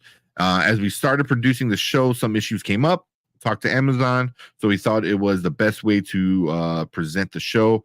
Now with these 4 episodes, instead of making audience wait even longer, we will come back after a few months and give you the rest. A few months. Yeah. I'm kind of curious to know what the issues were. Because it sounds like they talked to Amazon, so I'm like, it was some Amazon issues. So I would think it'd be more trying to produce, like, when you're doing, this type of TV show. I mean, I think the scenes, the drawing, the finishing touches, and all that stuff takes a lot of people and probably a lot of money. Mm-hmm. And if you don't have enough time to do all of it, you get stuff like what we got Beyond the Spider-Verse, so it's going to be pushed back because you don't have enough time to do it. So if you can release 4 episodes and the next 4 episodes aren't totally done because the CGI is not done and they haven't been able to figure out all the stuff, then possibly that's what they're doing. They're saying, okay, now we can finish it now, and by the time in February we'll be ready. Yeah. It just sucks that it's only 4 episodes. But the article on Screen Rant says they're saying between February and May, and they're saying since the lengthy turnaround time required for animation, it seems more likely to fall closer to May or even the summer of 2024, which would suck. That would suck really bad. That would suck. But I will forget about it. I won't remember what happened. That's like they're literally having a season 3. It's not part season 2, part 2. Kind of, yeah. That's season 3. Unless you're gonna give me another 4 or 5 months, and then give me another season 3. That might not be a bad idea. I mean, what if we get it like sometime beginning, say May or June, and then they come back in like September. And it's like, all right, here's first part of season 3. So instead of waiting a full year, you're only waiting like 6 months, but the season's cut up, in between all these different things. I don't know. Kind of sucks. It'll just piss me off. Yeah. But cool. What we got in the chat? Brandon said a few months. Yeah, that's why I'm waiting for it to come back. You're smarter than we were. Get spoiled. You just want to start it until it comes back. That makes sense. But it's hard not seeing stuff in people spoiling stuff for you.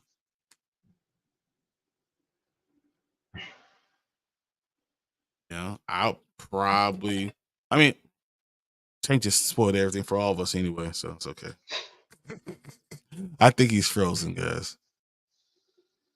He doesn't look like that often. Internet cut out. Yep. All right. That happens. Okay. So overall, we just saw these first 4 episodes of Invincible. How would you rate it? I guess we'll rate it the way we usually rate things. I wonder, how would you like to rate this thing? Me? Mm-hmm. Specifically, this would easily be a now. I really like this show so far.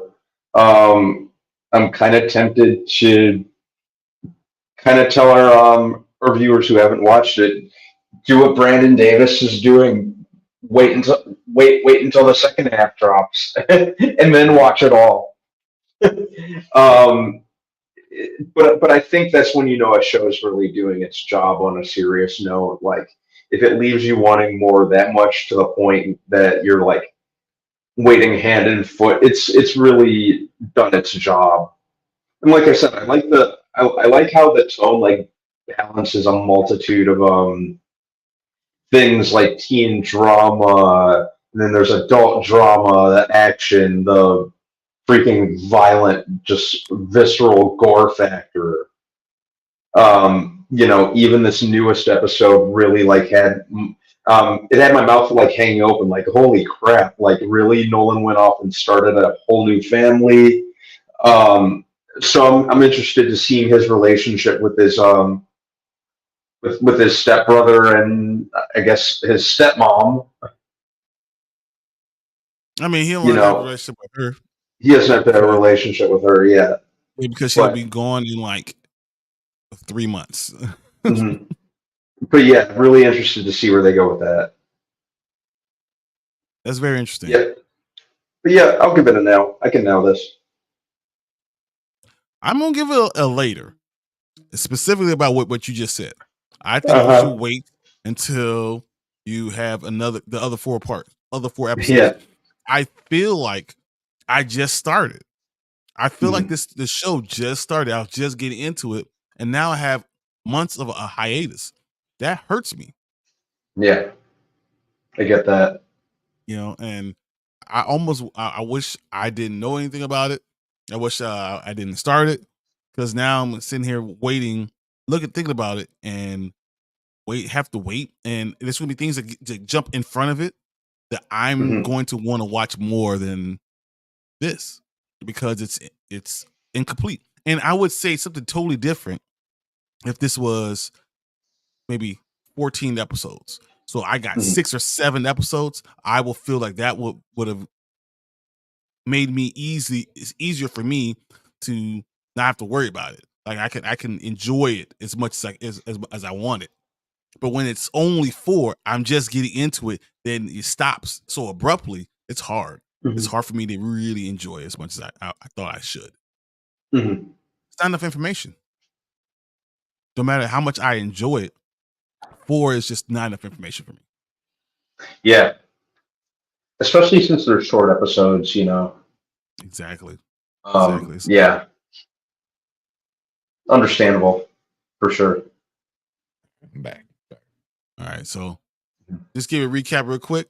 Brandman gave this a now. I gave it a later. Yeah, I was listening to you guys, so I know what you guys were saying. I understand that, like, why you might want to give it a now or later, because it feels incomplete. But for me, man, I gotta give it a now, because if you wait, then this whole reveal, this episode 4 is gonna get spoiled. Sorry if I spoiled it already. We're on mute, so we're good for Brandon Davis, so we're not spoiling it. But if we don't spoil it, the internet's gonna spoil it, man. It's gonna be hard to be on Facebook or Twitter or any social media or YouTube, and avoid it, so just that alone. Because if this was season 2, I would be okay with this being the finale for season 2. And that's how I kind of see it. 4 episodes, it sucks. Don't get me wrong. Piss me off. 100%. Don't get me wrong. Yeah. But if for whatever reason, like they're like, oh, we're gonna only give you 4 episodes this season, and then season 3 will be another 4, and then season 4 will be back to 8 episodes. I don't know. But the way it ended, it felt like a good cliffhanger season, cliffhanger kind of thing. So but yeah, I gotta give it now though. But I know I totally get why you want to wait. But man, are you gonna wait till May? I mean, it doesn't Man, I matter, hope it's because not that long away. these 4 episodes, I won't remember. I won't remember in 6 months. Watch them anyway. That's true. I have to So what's the point? Why am I watching half a season? It's just pissing me off. That if I knew for a fact that it was going to come back in February, I'll give it a now. That's fine, because I think 6 weeks is fine. 6 months is way too long. Yeah, it all depends. Yeah, May is a lot. But they're saying May, so I'm like, no. But I hope it's more February than anything. But Same. okay. No, if you showed that, Professor Film Fan said I agree. So cool. You guys anything else? Move on. I just don't want everyone to think that I don't enjoy it. I've enjoyed it immensely. I really have. We know you do. Most of my enjoyment that's pissing me off that makes me want to say, watch it later. Don't watch it now. Don't get hurt. Don't be where I am. Yeah. Can you imagine you watching it in March and then like, oh man, it's a whole month, a whole 3 months to wait, and then they release it in March, like for the next 4 episodes, and you had no time to wait? How enjoyable that would be. Mm-hmm. Getting all 8 episodes all at once. Yeah, and you didn't even know. It'd be like a surprise, like that would be really that'd be a much better way to do it. Yeah, I can see that. Like I said, I 100% see that. So, but cool. I think that's it for this episode 4 of season 2 of Invincible. Yeah, we'll obviously start talking about it again once it comes back. Hopefully sooner than later. Man, I wouldn't mind, like, maybe I might get Kenny Sparks on here. We might do a whole comic book, the whole review for it or something like that. I don't know, because I know Kenny said he read the entire comics.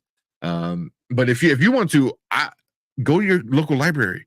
There's 12 volumes. If you want to read just the graphic novels that put everything together, 12 volumes. You can go to your library and start reading, and kind of, you could probably get caught up before the rest of the season ends. You might know enough time, right? Your story. Yeah, I might do the same. Yeah, man, go online, do your local library, and you could probably order it. And just order 1 and then order 2 and then just go make your way down the list. And there's only 12 volumes, which is, it's not that much, man. It's really not, especially for a graphic novel. You'll fly through that stuff like pretty quick. There's 144 issues altogether, which is really not a lot. Like, really not a lot. You can get a volume 2 right now, paperback, for $15. Volume 3 for $15. Yeah. So you know me, I'm probably gonna get all of it. Yeah, they're all on my Amazon wish list because I do want to own them, but I want the ultimate edition, which is like the hardcover, kind of stuff like that. The $60 per one. Yeah, they're not cheap. But like I said, there's only 12 volumes, so you could definitely check those out and read it. So a little shout out to the libraries, because I support libraries, and so. Oh yeah, easily. If you want to do that, because if you don't want to wait and you just want to read it, I highly recommend. It's a great story. It is a great story. Robert Kirkman is, man, he does some cool shit. And there's gonna be stuff that happens in the comic that cannot happen in the show. It just can't, because of copyright issues. It can't.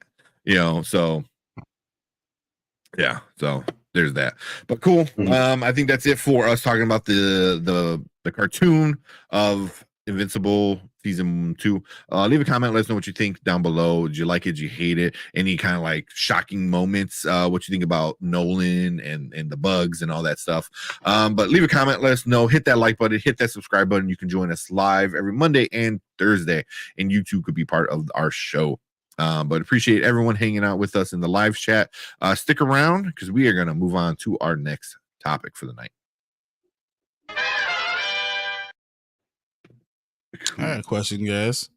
What do you think is going to happen first? We're going to get Boys season 4 before we get Invincible, the second part of the season? Yeah, I think so. It could be the Boys first. And that's what I'm saying. If the Boys comes back, then Invincible is going to come back to less fanfare than it would if it would have rode this train and got it done before the Boys. Yeah, I think the Boys season 4 might take a lot. Like, imagine it's probably going to be 10 episodes. So that's 10 weeks. So if the Boys season 4 comes out, let's just throw a date out there. Valentine's Day. Yeah, that'd be awesome. So Valentine's Day. So that's 2 weeks in February, then all of March, and all of April. We'll be talking about the Boys, and we'll be talking about Invincible will come back, and it won't be any fanfare. Like, it'll just be like, oh yeah, what happened again? Because all thing you would be thinking about is Gen V and then the boys. Yeah, you would have to wait. If I was Amazon and you want to put out the boys sooner, you would have to wait to put Invincible out after the season. Of You the don't boys. want, you don't want it to even be near. Yeah, which I don't get. Would it make sense? Gen V, awesome show, loved it, and it jumped right into Invincible, which kept that hype going. Like, oh, here's that another weekly show to keep you on Amazon. I don't get why they didn't do 8 weeks. Short, like literally short break, and then the boys. You know, I think you did 4 weeks. Give us 2 weeks, and then do 4 weeks, or wait till right after the holiday season, and soon as the 1st of January came out, released it, and now you have 4 weeks, and you own January, you own November, and you own January. I guess they're still filming it. Because of the strikes. The strikes were the problem. So season 4 started filming in August 2022, before wrapping up production 7 months later on April 1st, 2023. But then that's when like the strikes happened. So all the post edits and stuff like that, or post production edits, but then the you boys start probably that problem. can still go out February. I mean, that's still what? Yeah, 1.5 months. Give you 10 weeks. Yeah, because they're saying spring of 2024. That's the rumor. That's Now if it goes into March, now Invincible has to wait even longer. Yeah, which that May or June looks more realistic, more like it could be June now. Because if it came out in February, and we got February 4 weeks of February, and then roll right into the boys, that's better. But if you don't do it then that's it. Yeah. It's interesting. How you hanging, Brandon? I know you're looking at the time. I was like, all right, here we go. Yeah, I'm probably gonna take off momentarily, get the last of my things ready, and get to bed early. Hey, what time is your? Hey, remember flight? I got a restaurant out there, Cooper City, outside Miami. Nice. Oh yeah. I'll just check. I'll tell them to go. You tell me you going. I'll call the owner like, hey, Nesto, I got my boys out there. Take care of them. But yeah, it doesn't leave until tomorrow evening, my flight, but get up and like just pack what little left I have to go, and yeah, just get to bed fairly early. Okay. But yeah, that said, actually, I'm probably gonna call this a night right here and now. All right. Yeah. That's what So yeah. Well, I'll be front and center for the recording on Thursday from the hotel, probably.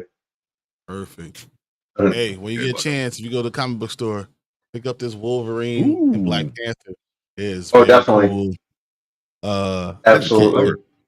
That is awesome. It's an awesome story. And we were just talking about when I was chill talking about how come Black Panther doesn't have any crossovers. And this one actually makes you think that maybe him and Storm are not over.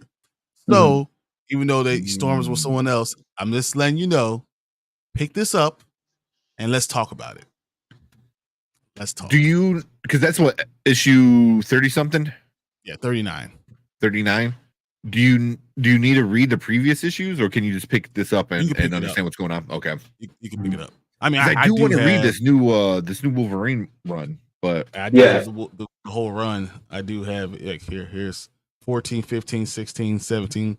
I have all of them. But, just saying. Very cool covers and everything. But no, you can pick up 39 and enjoy it. Especially if you're reading the Black Panther run right now, but with Dr. Ewing. Wow. So yeah. Good night, gentlemen. Sorry. Yeah, I gotta pick those up, especially that Black Panther Wolverine crossover. That looks super dope. But I'm gonna talk to you guys tomorrow. Thank you everyone for joining and commenting. But yeah, I'll you go. Oh, thank you, Brandon. Yeah. But yeah, I'll talk to you guys tomorrow. All right, sounds good. Sounds good, man. All right. Have a safe trip. All right. Thanks. All right. Good night, everyone. Later. All right. There you go.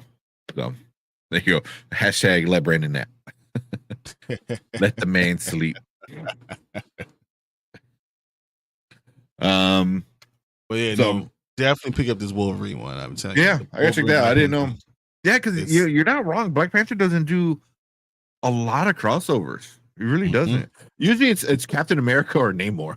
Like Panther- those are let- make- usually who.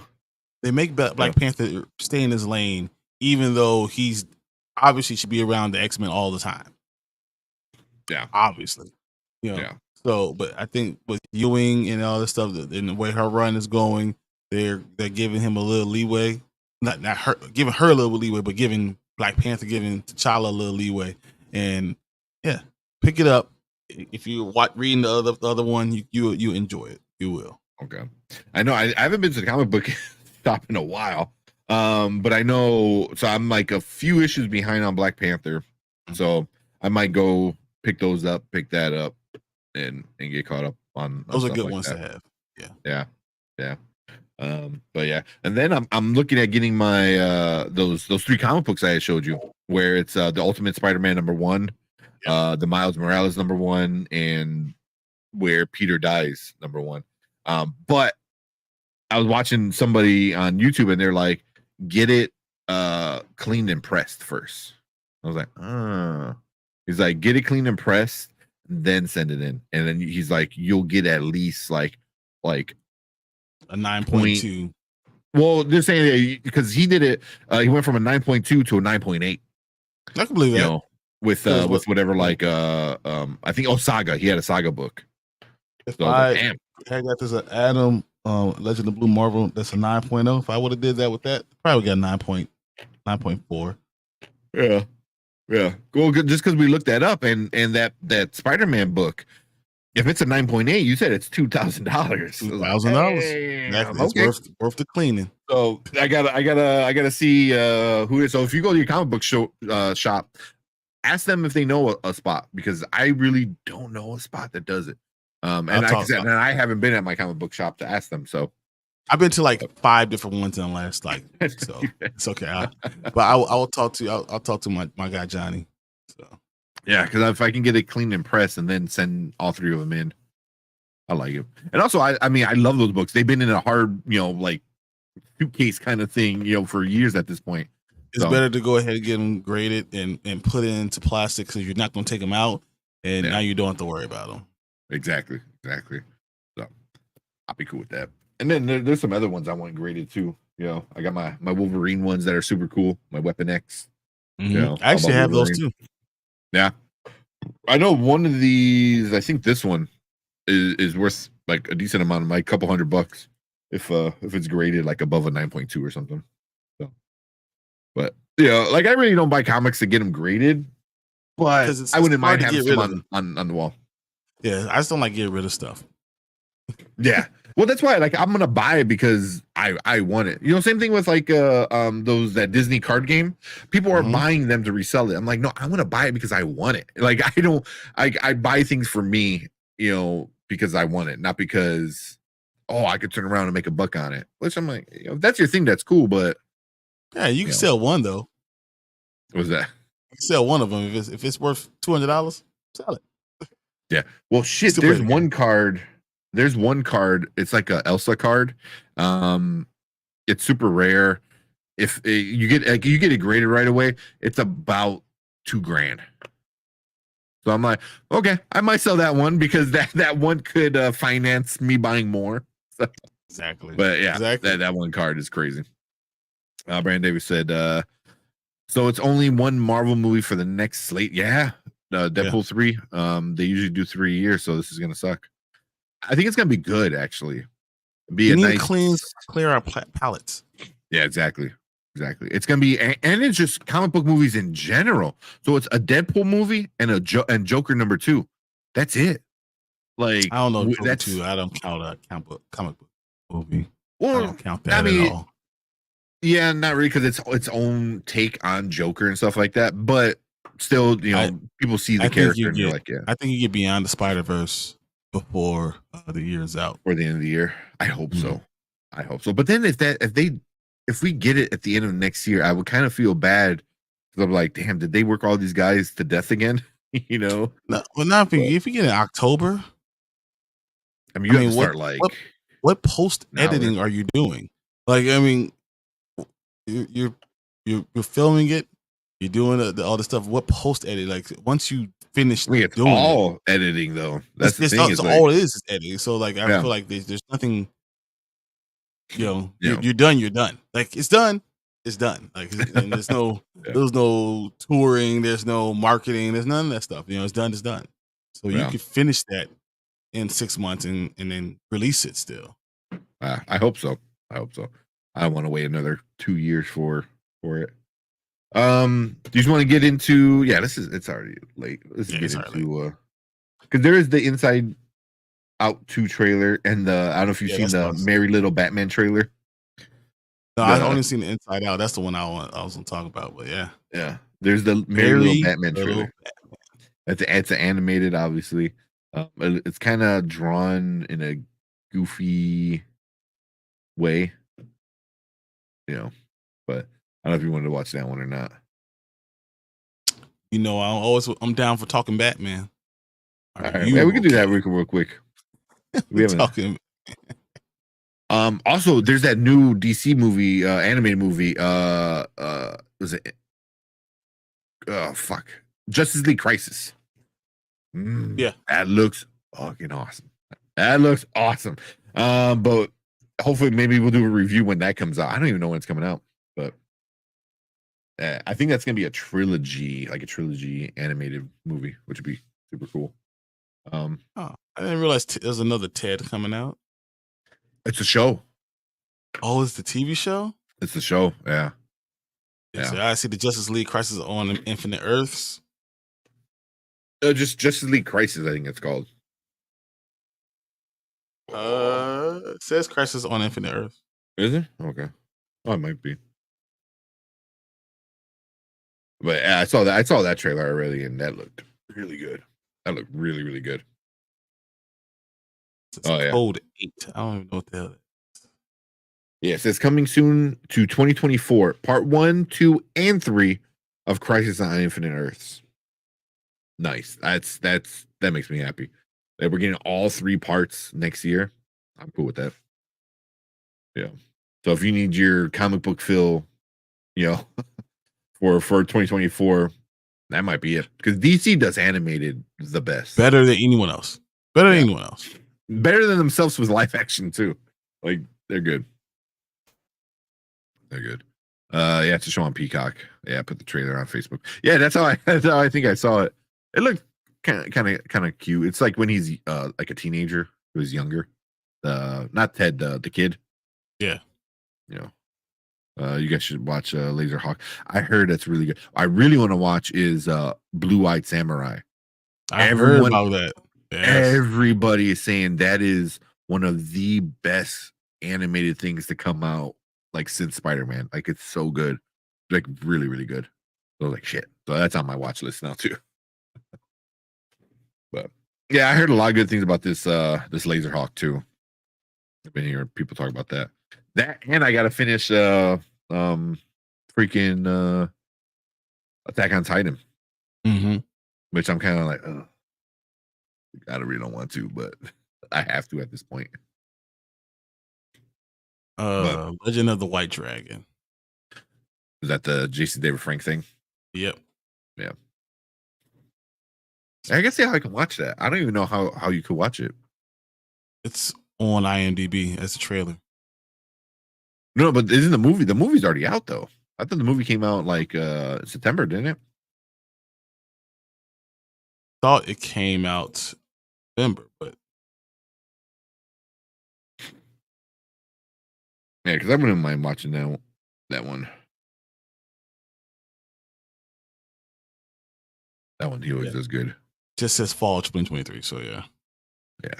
I think it already came out. All right, let's watch this Merry Little Batman trailer, and then we'll get into Wish. We'll do all right, sounds trailer really quick. It's an easy trailer. Let me bring everything up with it.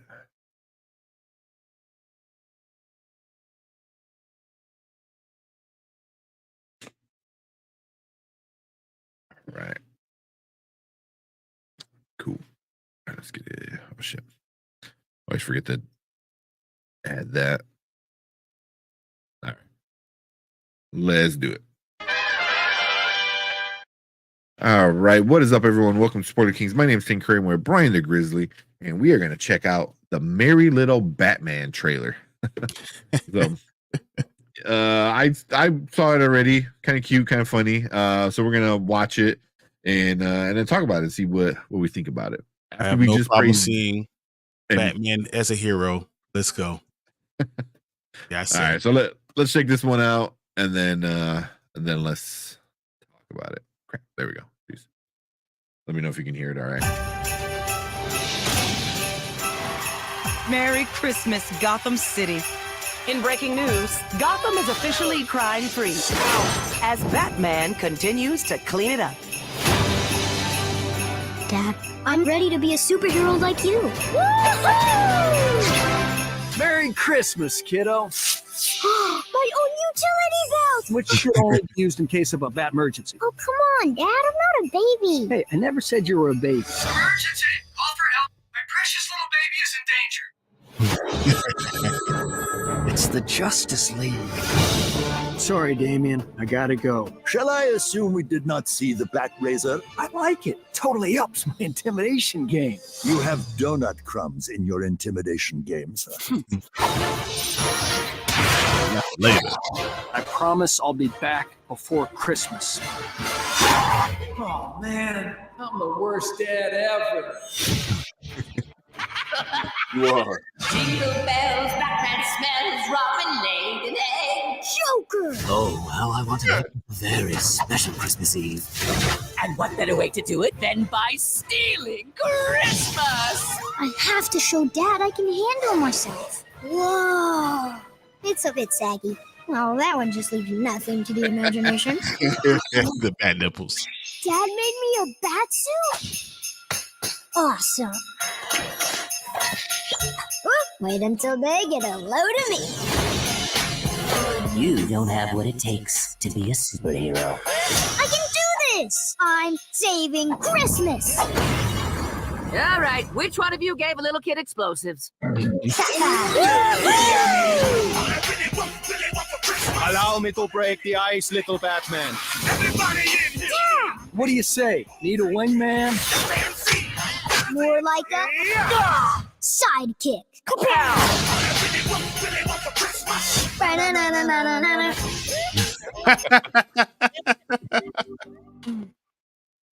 That's like a couple weeks from now. Like, so and it's on Prime. That's nice.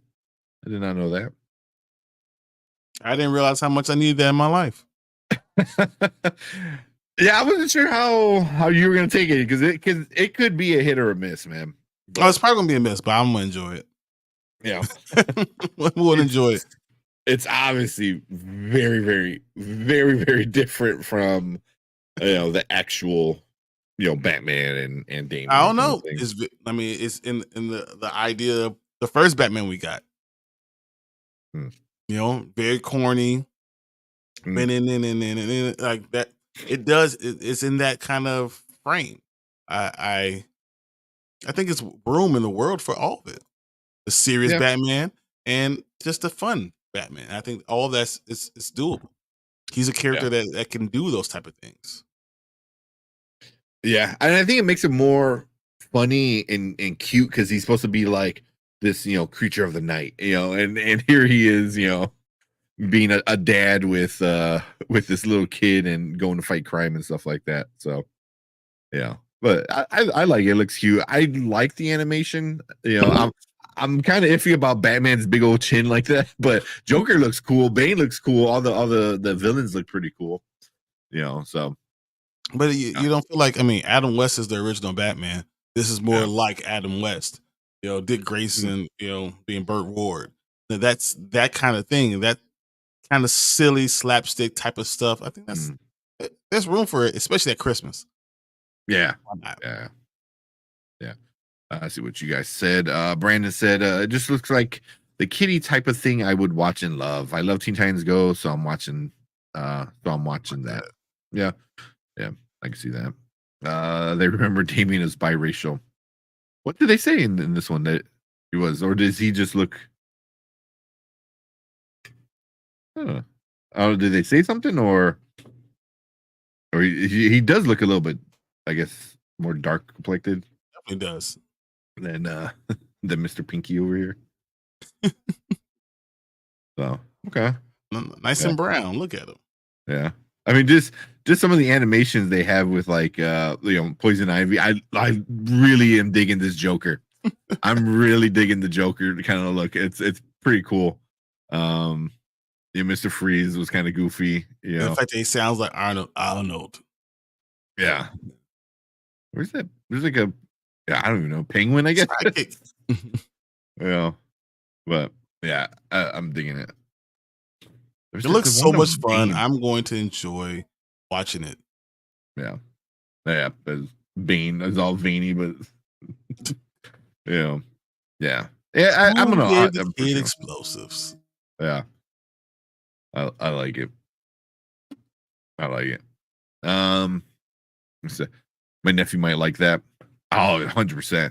100%. This is definitely made for like, well, I don't know how old your nephew is, but if it's like younger, preteen, younger, I think for sure. Batman has a son with Ra's al Ghul's daughter, didn't he? Yep. Yes. That's who Damien is. Yep.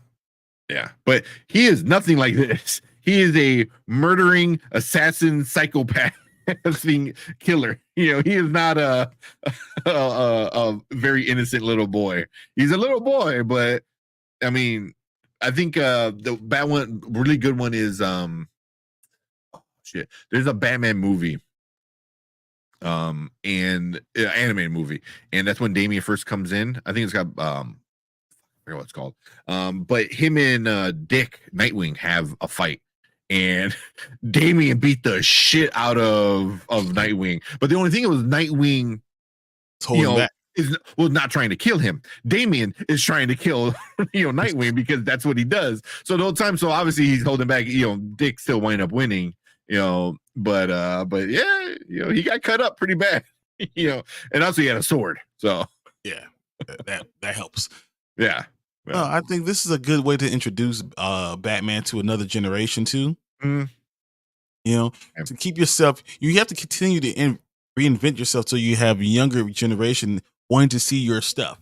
And Batman, Superman has always done a good job with that.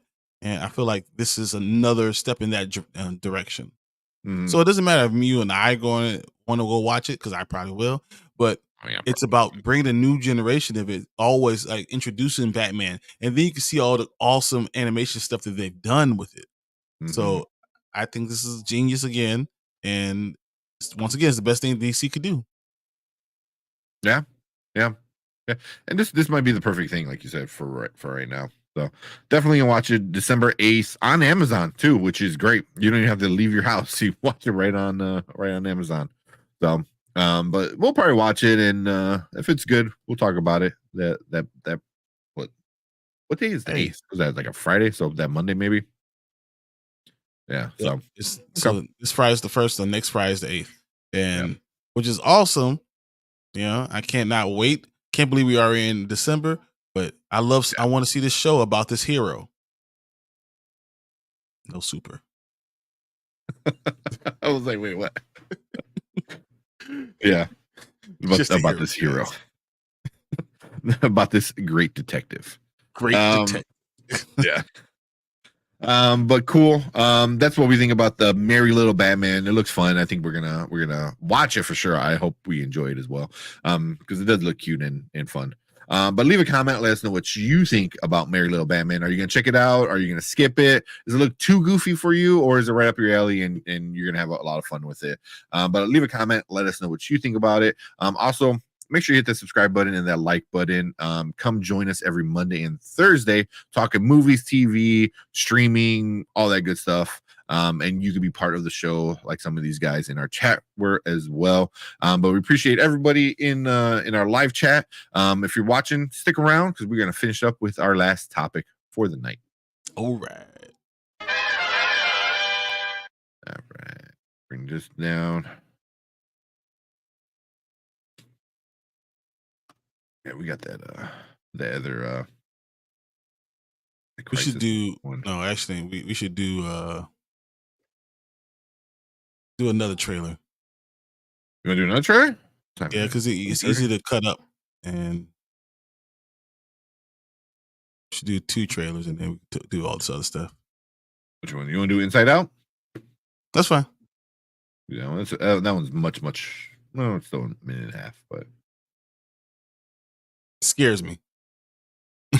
scares you. No, not all these emotions. No.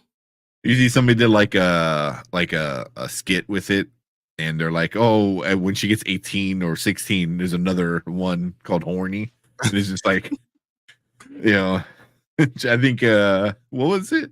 I think it was like a boob or something like that, or penis. That's the worst. Yeah. All of them become that too. So yeah. Yeah, we can watch this one.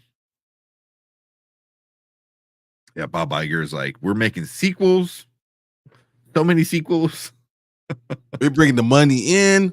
This is going to work for us. Yeah. Well, shit, he already greenlit Frozen 4 as they're working on Frozen 3. It's like he's like not playing around. Well, it's also, never gonna go. No, never gonna go. I think Frozen's getting a Frozen Land. I think one of the other countries. I forgot what. Paris, maybe. Paris makes sense because it could get cold. Yeah. Well, they're also like European, aren't they? Like, what country was Frozen based in? Denmark or something like that. Denmark, yeah, Danish or something like that. So at least being somewhere, close to there. It's a Nordic. It's anything Nordic. Yeah, but you got the Alps. You got the Swiss Alps. Yeah, right there. So yeah. So yeah, Disney's gonna spend a shit ton of money on their parks. Spend the Apple money. Yeah, right. Well, they said they're gonna upgrade Animal Kingdom, which I'm kind of cool with. They're gonna make this like whole jungle, like Central American jungle that's gonna be like Encanto, Coco, and Indiana Jones. Like, what? Like, okay, I guess.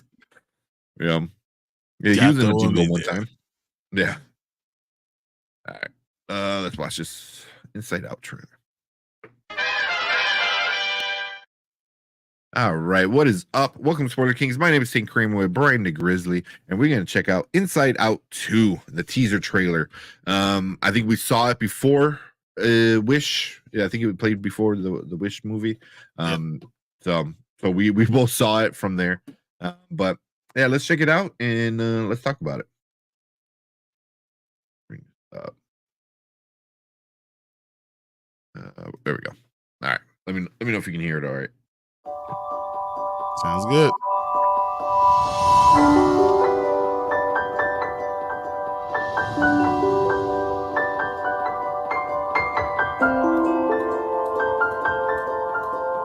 Our little girl's growing up so fast.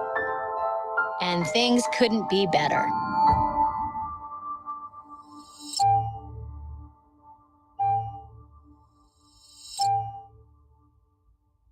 What is that?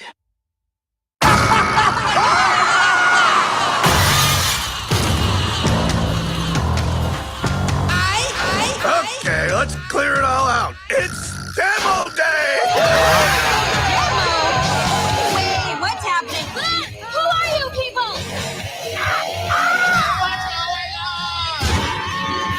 Wait, you can't move! Hey, what are you doing? All right, she's all set. Set with what? I mean, I just left it like that. Yeah. Do I look orange? I didn't touch it. Orange is not my color. Not me. Hello. Oh my gosh, I'm anxiety. Where can I put my stuff? A new emotion. Wow. Oh, I'm sorry. We wanted to make such a good first impression. What do you mean we?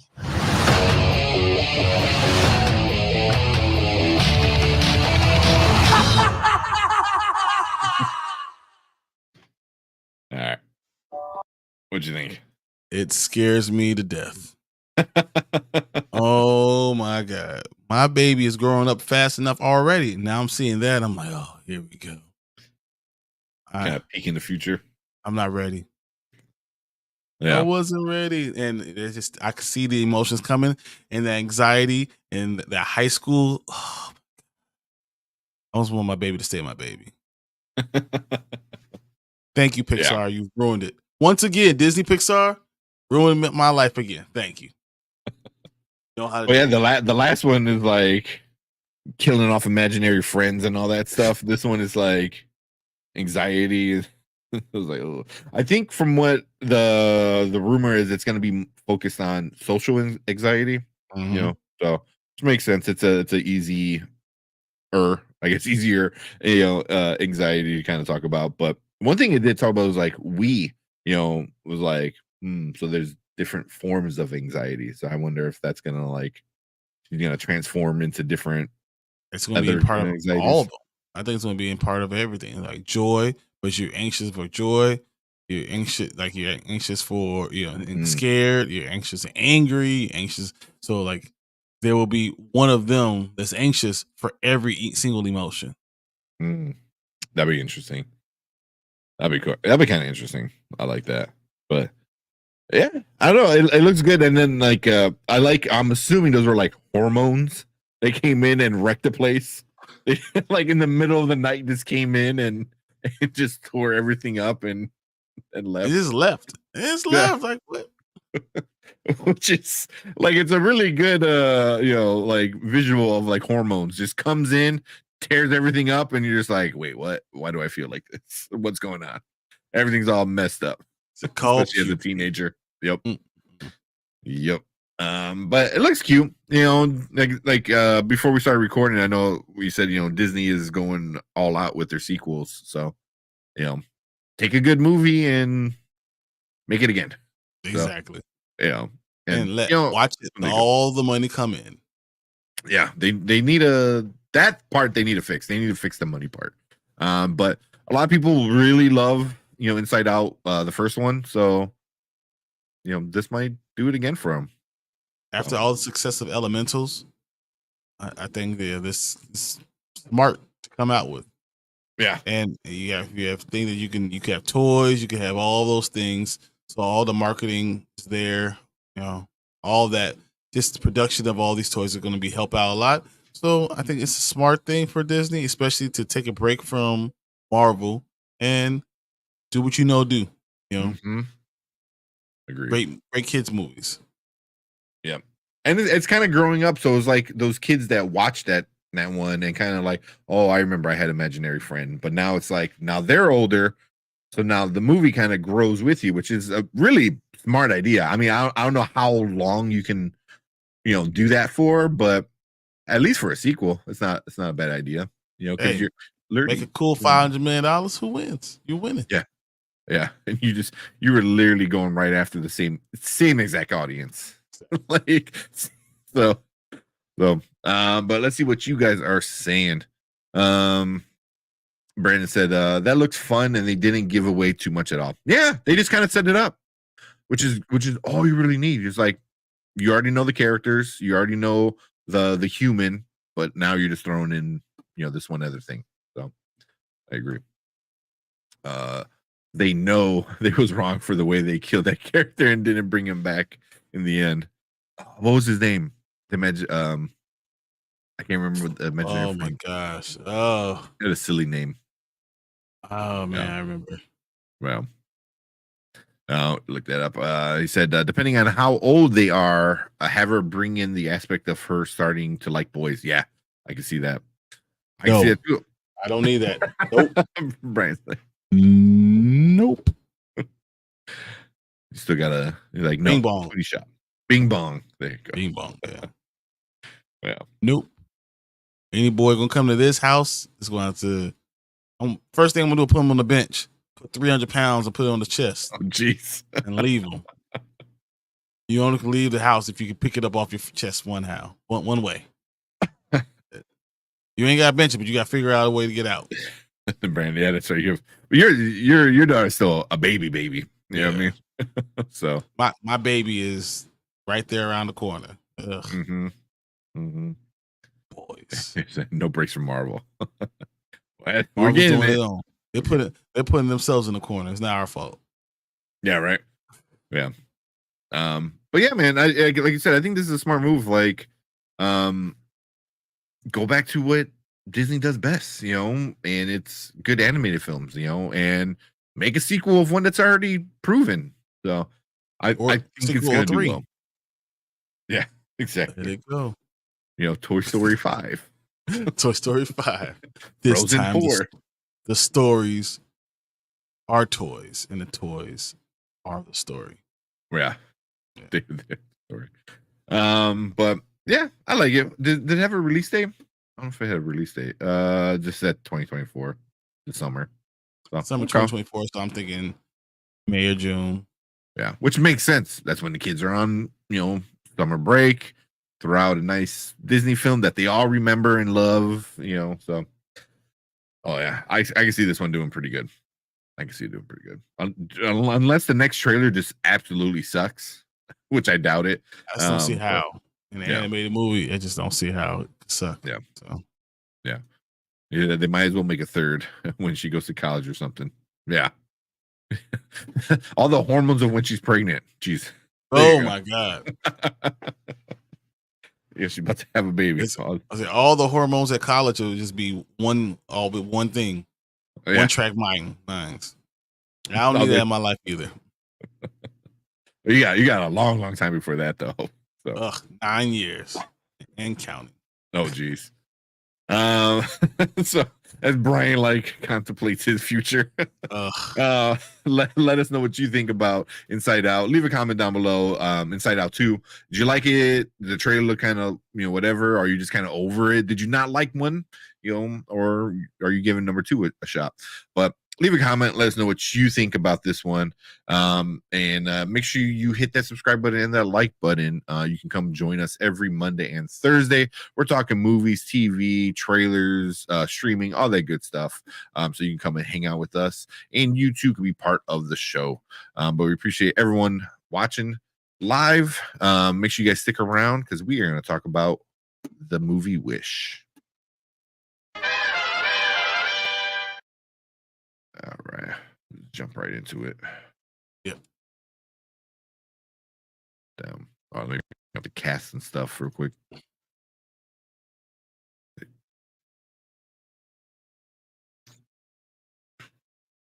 I didn't know Elemental was that big on Rotten Tomatoes because I remember. Didn't when we did our review, it was like in the 60s, right? Mm-hmm. Like for kept on going. It was the ground swelling. And everybody ended up loving it, and the Romeo and Juliet thing of it, and now $500,000 later, $500 million later, this is what you get. $500 million. Disney knows, let's take this Shakespeare story and Disneyfy it. Got it. $500 million. It took a while to get there, but it got there.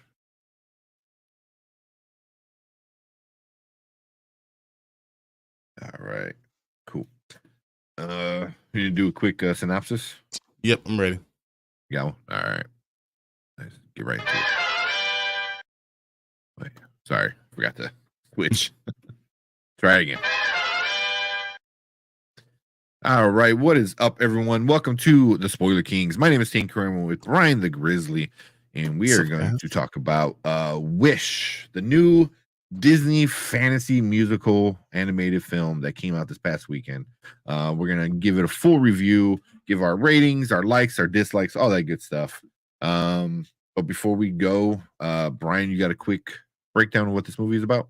Sure, I'm gonna read it out for you guys. We got young Asha makes a wish so powerful that it's answered by a cosmic force, a little ball of boundless energy called Star. With Star's help, Asha must help save the kingdom from King Magnifico and prove that when there's a will of one's courage or courageous human connects with the magic of a star, wondrous things can happen. And there was a lot of stuff with that star, and AMC should be ashamed of themselves for selling that star for $30. Yeah, you're not kidding, man. $30. It's like, damn, because I was like, you want to get in? Erica's like, oh, let's see how it is after the movie. After the movie, she's like, okay, let's get in. We saw the price. We're like, oh, not for that price. Yeah, I bought a cup. Yeah. I mean, for that price, you can go to Target and get the actual plushie and enjoy it more, than the big old popcorn bucket. But AMC's gonna do what they do and sell whatever kind of popcorn buckets they can. Cool. Yeah. So right off the bat, this one's got a pretty big cast. Ariana DeBose. She's best known for Hamilton. She was in one of the original Hamilton cast. I don't think she was in anything else too big. I know she's been in other things, other musicals. But that's probably the other West Side Story. She was in also. But Craven. Yeah. Oh, maybe not. And maybe Argyle. Okay. Yeah, that one looks good. But yeah, we're gonna talk about her. She played Asha. Chris Pine was King Magnifico. Alan Tudyk was Valentino. Was that not awesome? Chris Pine talking about how handsome he is. That was that was so meta on so many levels. It was great. Like, and I thought his voice was gonna be a little distracting, because Chris Pine doesn't really change voices. Mm-hmm. But it fitted really well. Yeah, I forgot that was Chris Pine. Yeah. We're like somebody like Alan Tudyk literally, is a man of many voices, so he was Valentino, which is the GOAT. Evan Peters was in this one, so we had a decent amount of other famous voice actors, but those were your main kind of guys right there, with Asha and King Magnifico. But cool. We'll start off with some of our likes. What did you like about this one, Brian? I love the characters. I thought the characters were awesome. I thought Asha was amazing. King Magnifico was awesome. Sabino was good. Queen Amaya was cool. I thought they could have highlighted her a little bit more, but she was very cool. Valentino obviously was great. They're very likable characters, and even the villain, I enjoyed the villain because he's villain, whatever. Because we had this whole argument about who is he a villain or not. I enjoyed him. I thought he was cool. I understood where he was coming from. He just was a dick. So it's just what it was, But I enjoyed these things. I thought they had a decent story, but the story could have been a little bit better.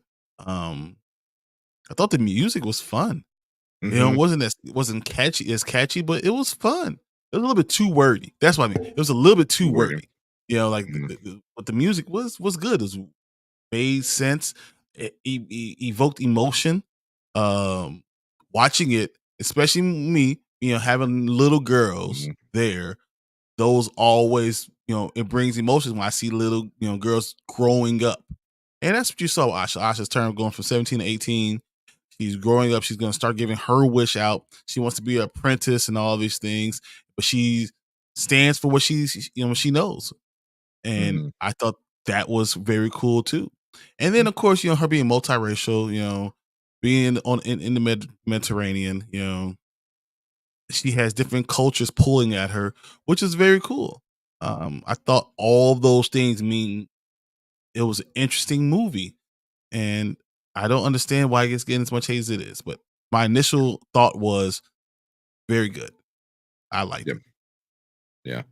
What about you? I mean, I watched a lot of the initial hate videos after I seen this movie because I was kind of like seeing why people are hating on it, and a lot of it was nitpicking on little things and stuff like that, and talking about like small details where I'm like, yeah, it's not that important, you know what I mean? Because it's a fairy tale. This one felt like a fairy tale, very magical fairy tale kind of story, and I think Disney hasn't really done that in a while, like she becomes a fairy godmother. Yeah. Well, that was another like what I loved. What a lot of people hated was people were like, "Oh, this was just a cash grab," and they put in a bunch of Disney Easter eggs or memorberries, and I'm like, yes, they did, but they did it in a way where it didn't feel forced. And if you notice things, then you noticed it. But if you didn't, it didn't change the movie. Like there's a scene in here where I think Erica nudged me. She goes, "Oh, look, the poison apple." I was like, "What?" And then it was like, "Oh, cool, it's right there," and it makes sense for why it was right there, So I enjoyed all the little Easter eggs. Disney's for sure. always done that, right? I mean, Disney's they've always put this especially stuff. Pixar. What I know this is not a Pixar one, but Pixar does Isn't it it all. Disney Pixar? No, this is the Disney Oh, animated. Yeah, this is yeah. just Disney. Which I'm sure it's still, the Pixar guys help them out, or I'm assuming, but Disney has their animated and the Pixar, and this is like their animated one. Which it should be fairy tale, that's what Disney's known for, and they haven't done a fairy tale kind of one in a while. Encanto maybe a little bit, but I never felt fairy tale esque, because there's dilemmas and not a bad guy. It's magical, very magical, obviously. Yeah, I mean, but Elisa, with what? Oh yeah, well, but carrying ghosts. Yeah, all that. There was magic, but this just felt like an old school fairy tale, and I appreciate it. The singing. I was kind of at first, I'm like, okay, I don't know if any of the songs are going to be catchy, but it's kind of weird because I never thought Let It Go was going to be catchy, and Jesus Christ, that's like the catchiest freaking song now. Every little kid sings it. And a lot of songs like We Don't Talk About Bruno. I'm like, oh, it's a cool song, but I don't know if it was going to be catchy. One, it's more of a Spanish kind of vibes, which are already going to put off a lot of people. But it's also Manuel. You don't question him. No, I think the thing that makes things really good and really catchy is when you're not too wordy. And a lot of the songs in Wish were very wordy. It was like you were saying entire paragraphs. But it's a musical though. But it's hard to keep it catchy. Like Encanto is very catchy, and all the songs are very they say the same chorus over and over again. So you can have words in it, but the chorus is the main star. And a lot of these things that wasn't a chorus that was the main star, and that makes it harder. I've been forced to listen to this in the car since we watched this movie. And the more I listen to it, the more it is catchy. Erica's been listening to this soundtrack on repeat, just not stop on repeat. The main song though, the I Make This Wish. Yeah, I could see that becoming a catchy. Like I make this wish. Like definitely see that being like catchy. And it makes sense. But it was too many words. I make this wish. It's a beautiful We Don't song. Talk About Bruno. Like that has a We don't conjunction talk in there. about Bruno. No. Yeah, We so don't that's like words, it's literally that's the whole song. That's the whole chorus. But she's like, I make this wish. She's have this eloquent, beautiful song, and it's too much for a 6-year-old. No, I make this wish. I can definitely see little kids singing this song. No little kids. My kids went to school. None of them. It's well, too yeah, much. you gotta wait. Let It Go didn't get big until it got released. Until it got released on DVD. No, it did not get big until it got released. Do you know how much money it made in movie theaters? I'm not saying that. I mean, also it was not Let that It good. Go was but huge. The girls were singing it immediately. Yeah, they were walking out the theater saying "Let It Go." Yeah. I don't know. I mean, from what I read and understand, because obviously I don't have kids at the time, that it really didn't pick up until it got the DVD release or the VHS releasing. People started watching it on repeat at home. But I think this one has a lot of that. The I Make This Wish one, I think it was a really good song. My favorite song, which I forget, somebody in our chat was talking about earlier, was Chris Pine's like evil song of This Is the Things I Get. Like that was super catchy. Oh man, that was my favorite song of the whole movie. But I think all the songs were really good, and I loved all the callbacks. I love the re-envisioning of the seven dwarves as the friends.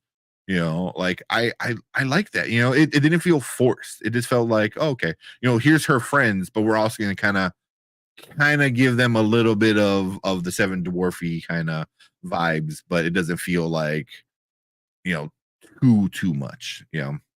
So But I thought they should have leaned into that more. Personally, yeah. I mean, they could have. I would have been cool, but it's a fine line. You don't want to go too hardcore where you're like, oh, those are the 7 dwarves, but you want enough where you kind of like you understood right away. I was like, oh yeah, that's Dopey. That's Doc. Like right away, I knew who those characters were. Which is kind of cool because then it's paying homage to what came before it, which is what this movie does because it's the 100th movie in the 100th year. So it's definitely got to do stuff like that.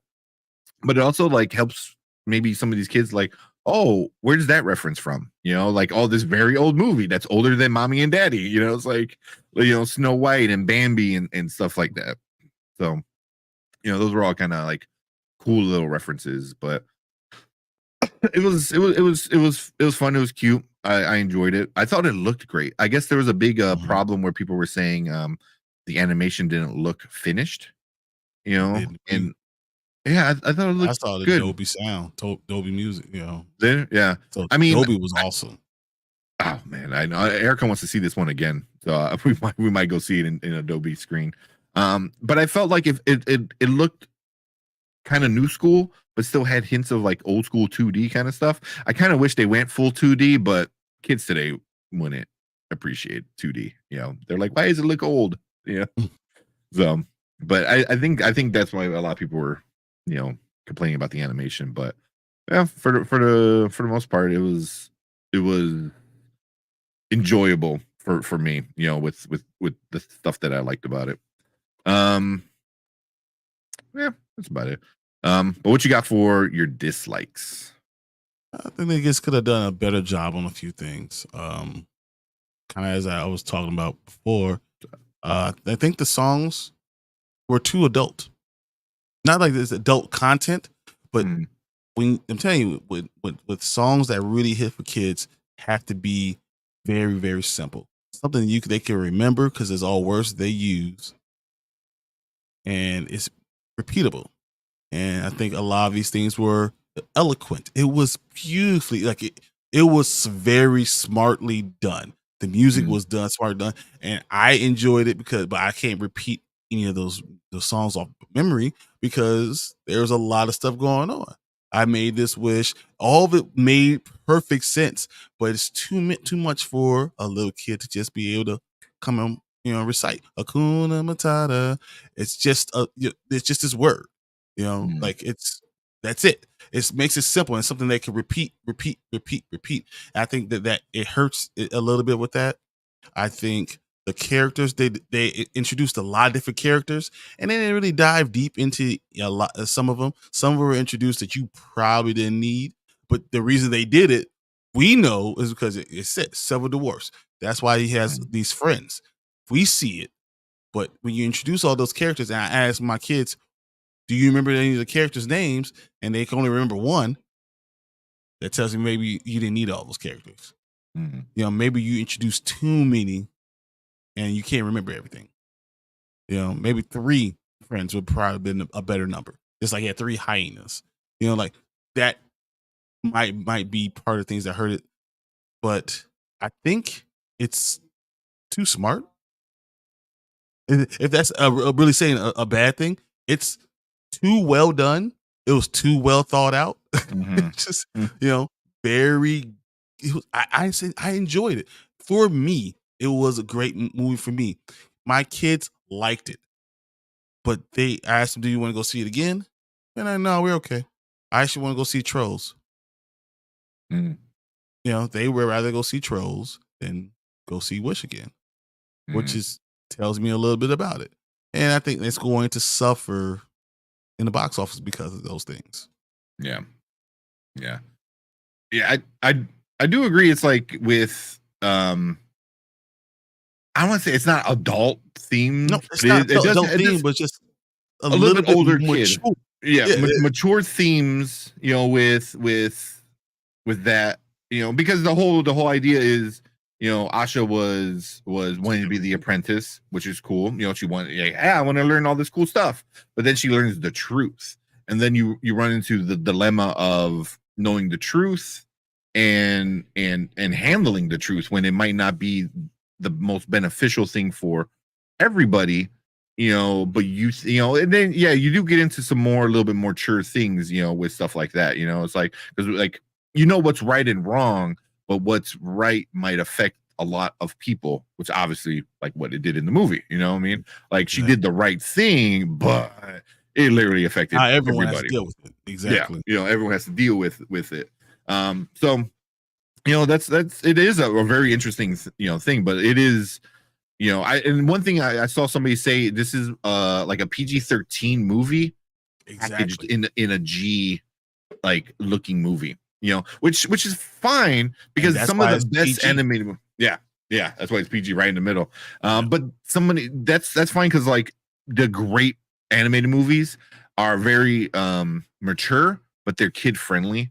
I think this is still kid friendly because you get a lot of butt jokes with Valentino. You get the star is very cute. The star. I enjoyed what the star was going after, but because it's like, he's not gonna flat out make your wish. He's gonna kind of show you. Even that was kind of mature, because they asked the wish, the star, like, oh, just grant my wish. And he's like, that's not how it works, man. It's like you have to find your inner strength to pursue your own wish, like stuff like that. So that it's mature stuff.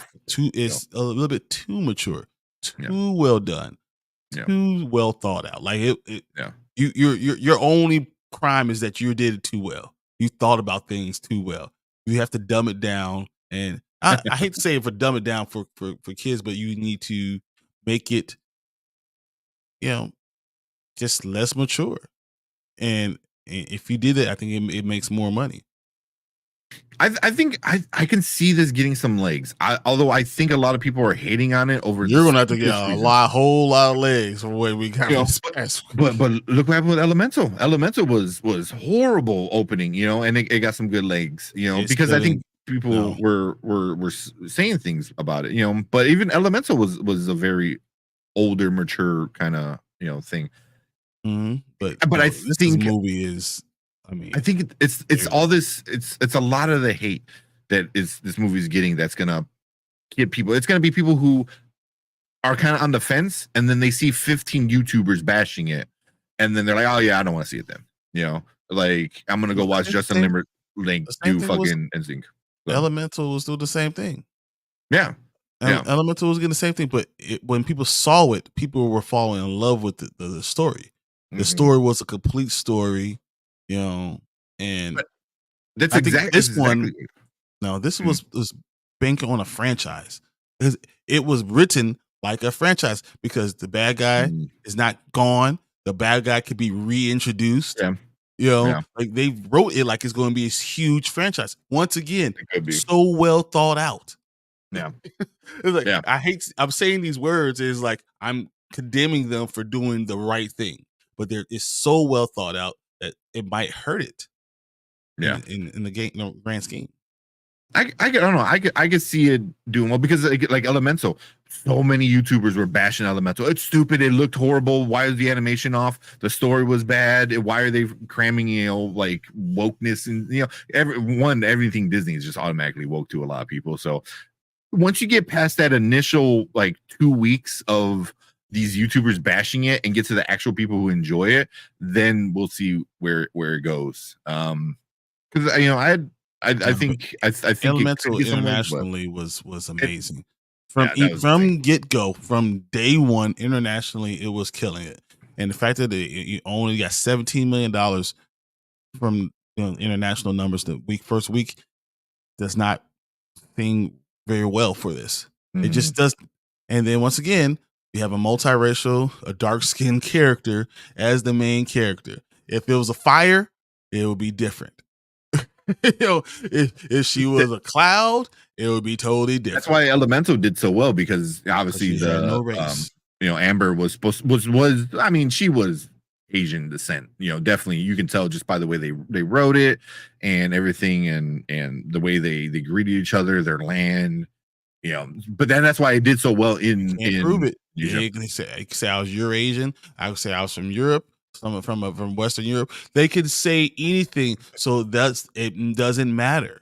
So now, once again, any of those the cultures can all adapt and adopt that what's going on, and that's what this can't do.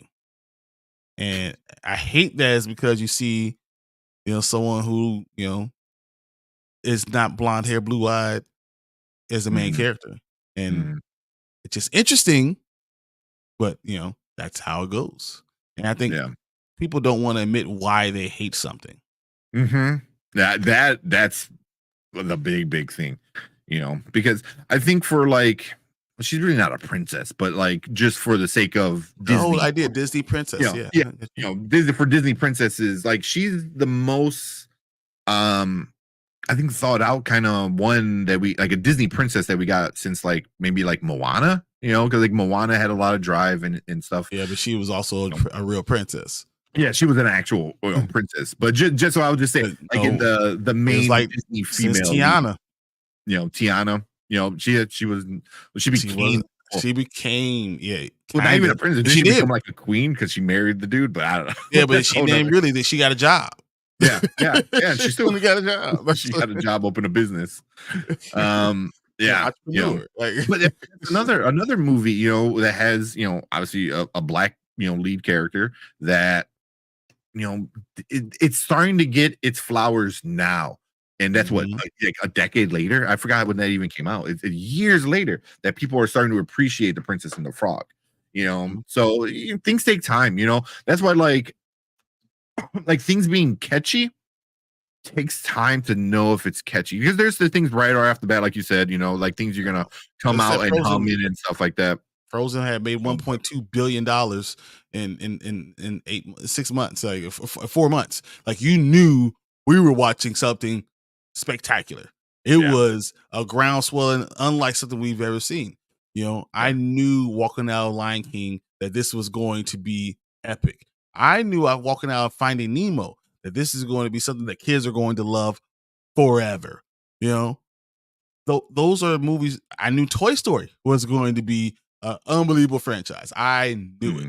You just saw it coming.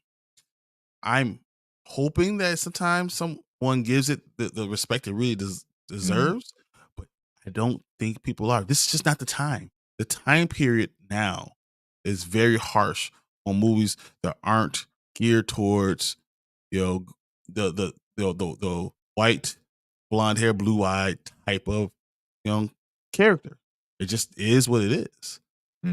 So when you have something different and it's a little bit more mature and not as catchy, because none of those things I said are like bashing it. It's just when all those things add up against you, sometimes people are going to use it and not go see it. Yeah, I mean, I agree with people using the smallest issue with maybe this film and is running it. Like one guy I watched said like, oh, the magic didn't make sense. I was like do we need to sit there and explain? We need a Bible of magic, for this movie. We don't need that, like that's not important. It's just like the dude's magical. That's it, man. I did hear the magic was not magical enough. I've heard that.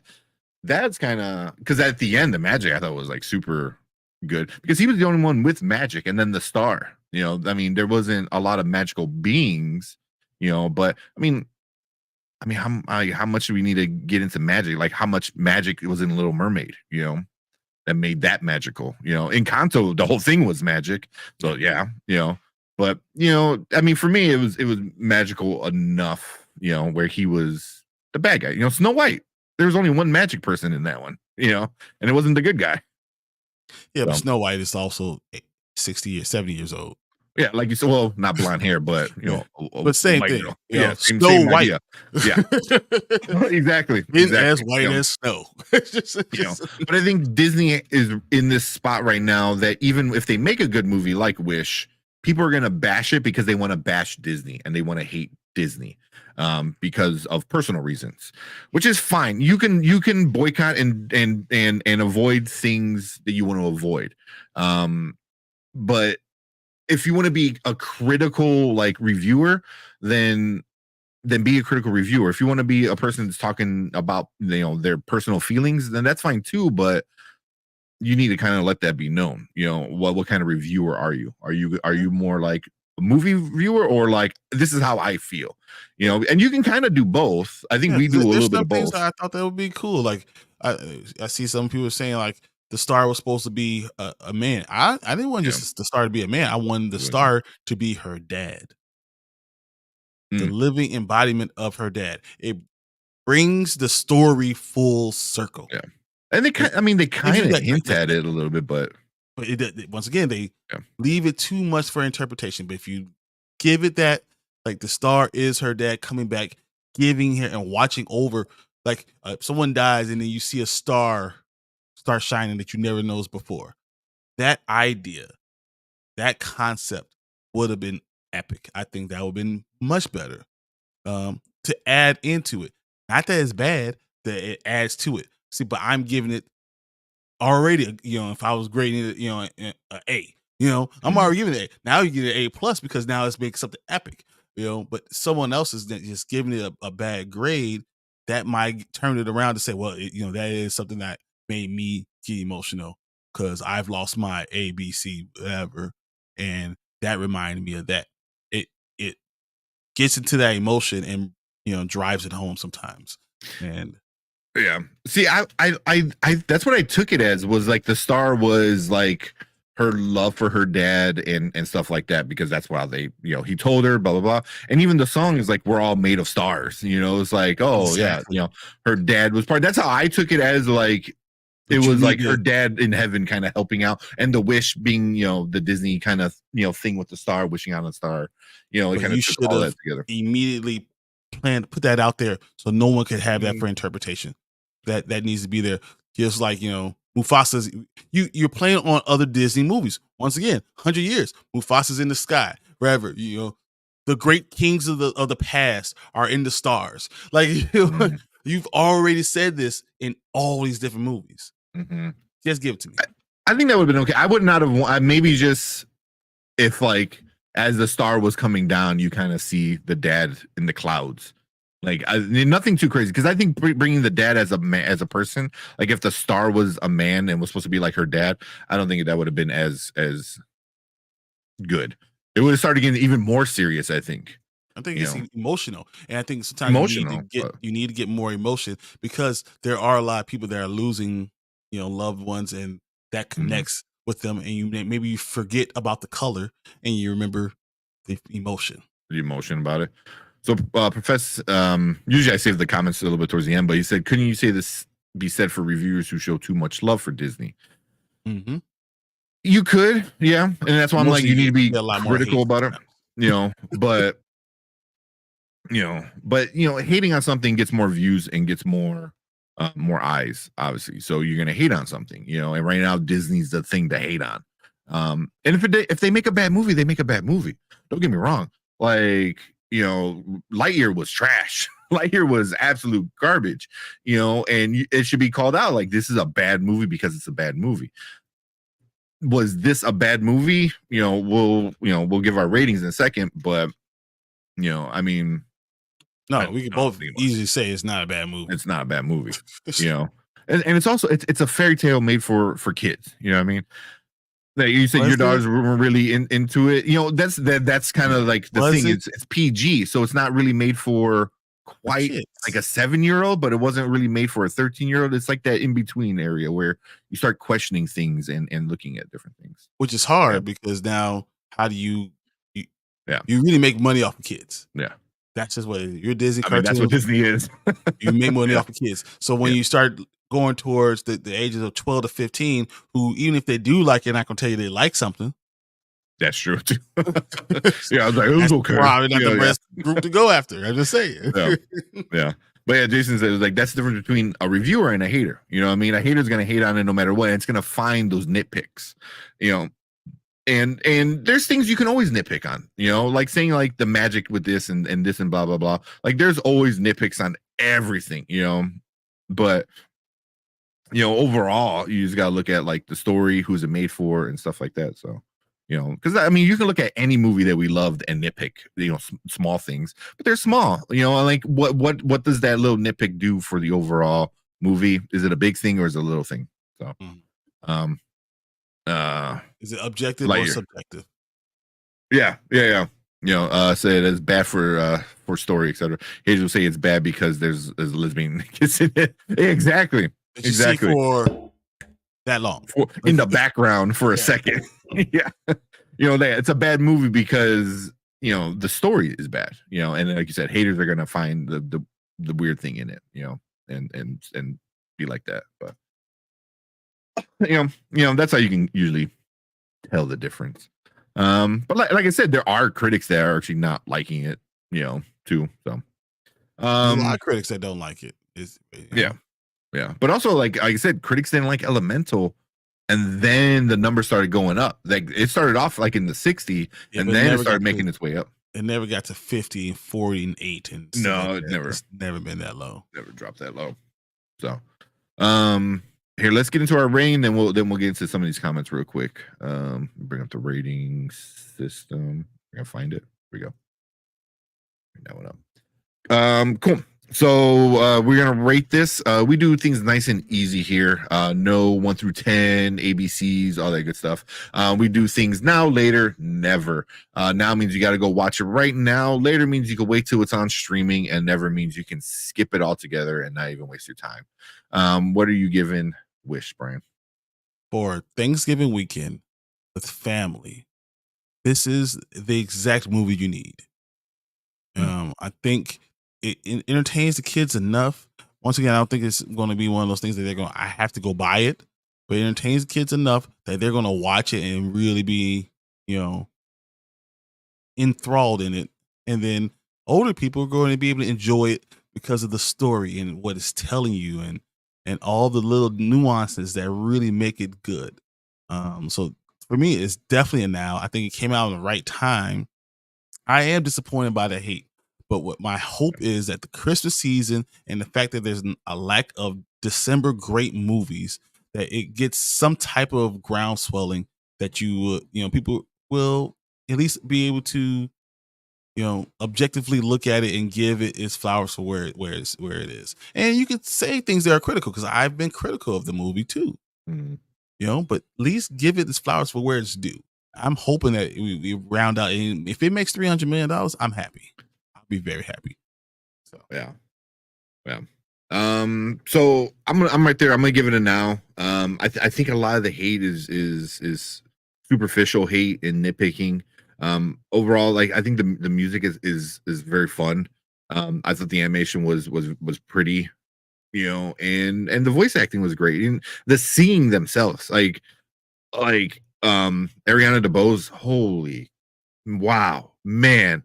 She can sing, she was really, really great. Even Chris Pine, which I didn't think, could sing, he did a pretty good job too, with his songs. But yeah, it just, I think this movie pays a lot of tributes to older stuff. And I really obviously it's made for kids, but I think the main audience might be some like true Disney fans, and you might get into some of those like the shills they're called or whatever. Obviously they're going to watch it no matter what, but I think a lot of Disney adults or people who might want to give Disney a shot again after oh, I hate what they did with this and that. This might be a good one to maybe it's a little bit old school kind of thing where, just her doing her thing. So like you said, I hope it does well. I hope it gets some good legs and starts doing something. We'll find out probably January. I mean, Elemental took 6 months before started. But you started to crap, see money. Once again, internationally, you start seeing Elemental doing well week 2. We saw week 1. It was 2 months. Internationally, no. Look at the numbers internationally. I'm actually having them up right now. So yeah. Internationally, it was doing a lot better than we thought because domestically it was awful. Domestically it was a flop, and the international numbers just kept on coming and coming. And then it was released in 4 more countries, and then it was released in 10 more countries, and this is already released in wherever it's going to be. So I don't see an Elemental type of run in it. But I'm hoping if we could just give me the 300 million. If you get 300 million, then everyone's going to be happy because you got the merchandising and You got Christmas coming in. I just Mm-hmm. don't know if that's what we're going to get. And domestically, it's not going to do a big number. It's not, because it has the word Disney on it, and that's automatically gonna Well, put people Elemental off. still did international. I mean, domestically did better than you think it would. It did 150, which is not bad, but I know it took a little while. I'm looking at the numbers. 340, million Worldwide, internationally, and that's what it kept on coming and kept on going. And even from opening, it opened bigger internationally than it did domestically, and that's not what we're getting right now. Trying to see, like, was Elemental not released in China? Not initially. I'm looking for the number itself, and I can't even find it. China. Oh, there it is. China. There it is. $5.2 million. Yeah. Grossed at 15.8. Yeah. So South Korea did 54.8, almost 55 million. Which makes sense, because the character is based off of a Korean, family. Japan 18.5. Yeah. Japan loves its animation. Yeah. Mexico. So, we'll I hope it does well, like you said. We'll see how it is, like when January rolls around, if it's still in theaters or if it's gonna be hitting Disney Plus. That's gonna be the deciding factor. I think it holds on to not go to Disney Plus because Bob Iger knows, he sees how weak the theaters are in December, and you just keep it out there. Yeah. And It's got to be at least 45 days. So it's not going to have a huge groundswelling. I don't think so. Yeah. But if you keep it there long enough, someone's going to have to watch it. Yeah. Let's get some of these other comments real quick. Oh, real quick. Rotten Tomatoes. So obviously the tomato meter, the critics, 165 critics gave it a review at 49%. And that's where it's been at. It's been around right around 50-ish. Even before it released. But the audience is at 81% with 500 plus verified. So, it's not bad. 80 is really good. Excuse me. But audience, as they always kind of want to say, can be manipulated, can say whatever you wanted to say. But the verified what worries me is that the box office on Thanksgiving weekend didn't hit. Yeah, I thought we were going to come here and talk about a movie that made $45 million and it didn't hit on Thanksgiving weekend.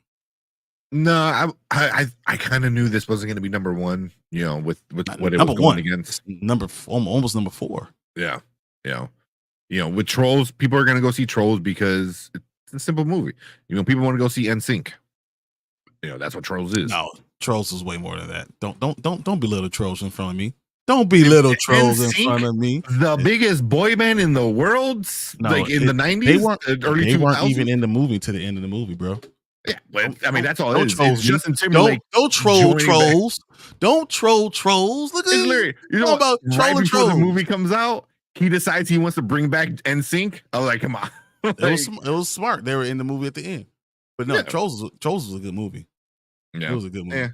I didn't like the first two, so I mean, I don't say I didn't like them. They were okay.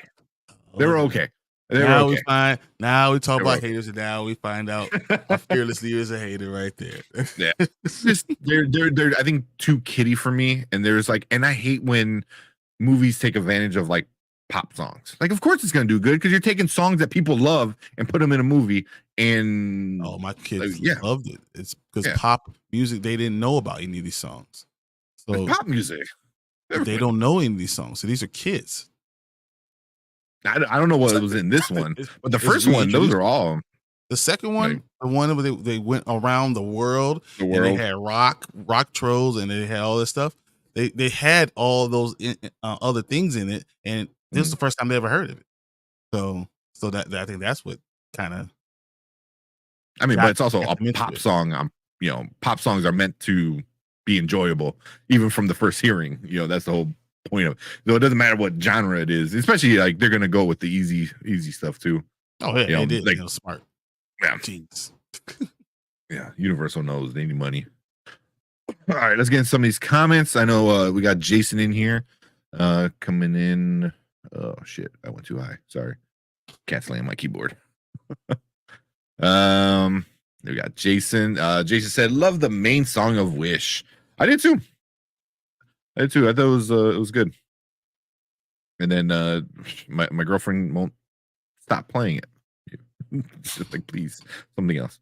I said, but man, I think they missed the mark a little bit.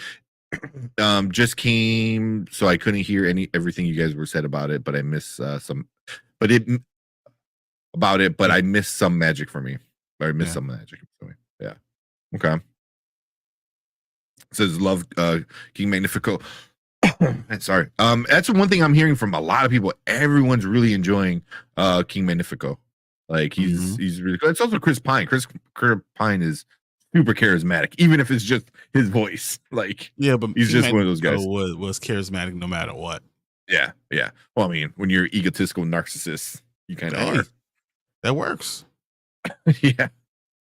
But hope to have some more establishing him instead of just being bad after 3 minutes of exposition. Because he gets angry. But that's the thing, like who because me and Eric were talking about like the evil queen. The evil queen wasn't evil until the mirror said, "Oh no, there's somebody prettier than you," and then she fucking lost her mind and wanted to kill her. So but when you're egotistical, he didn't want to kill anyone until the end. And also, Cinderella was made in the 60s. Yeah, so like there's new like there's bad guys that don't get a lot of exposition. Why was Ursula a bad guy? Like why was she kicked out of the kingdom? You know what I mean? So, but that's what makes Disney is like we're not going to focus on why the bad guy's a bad guy. Just know he's a bad guy. All the greatest ones. I mean, as I said, I'll go back to the Lion King. Scar. You saw Scar. They explored Scar. I always say villain matters. Villain matters in the whole story and the turning around of the story. In Frozen, you knew that prince was an ass. You saw it. You saw it coming, and they explored it with his brothers, and they explored all these things to explain why he was that guy. So like villain matters because it makes your hero even more heroic.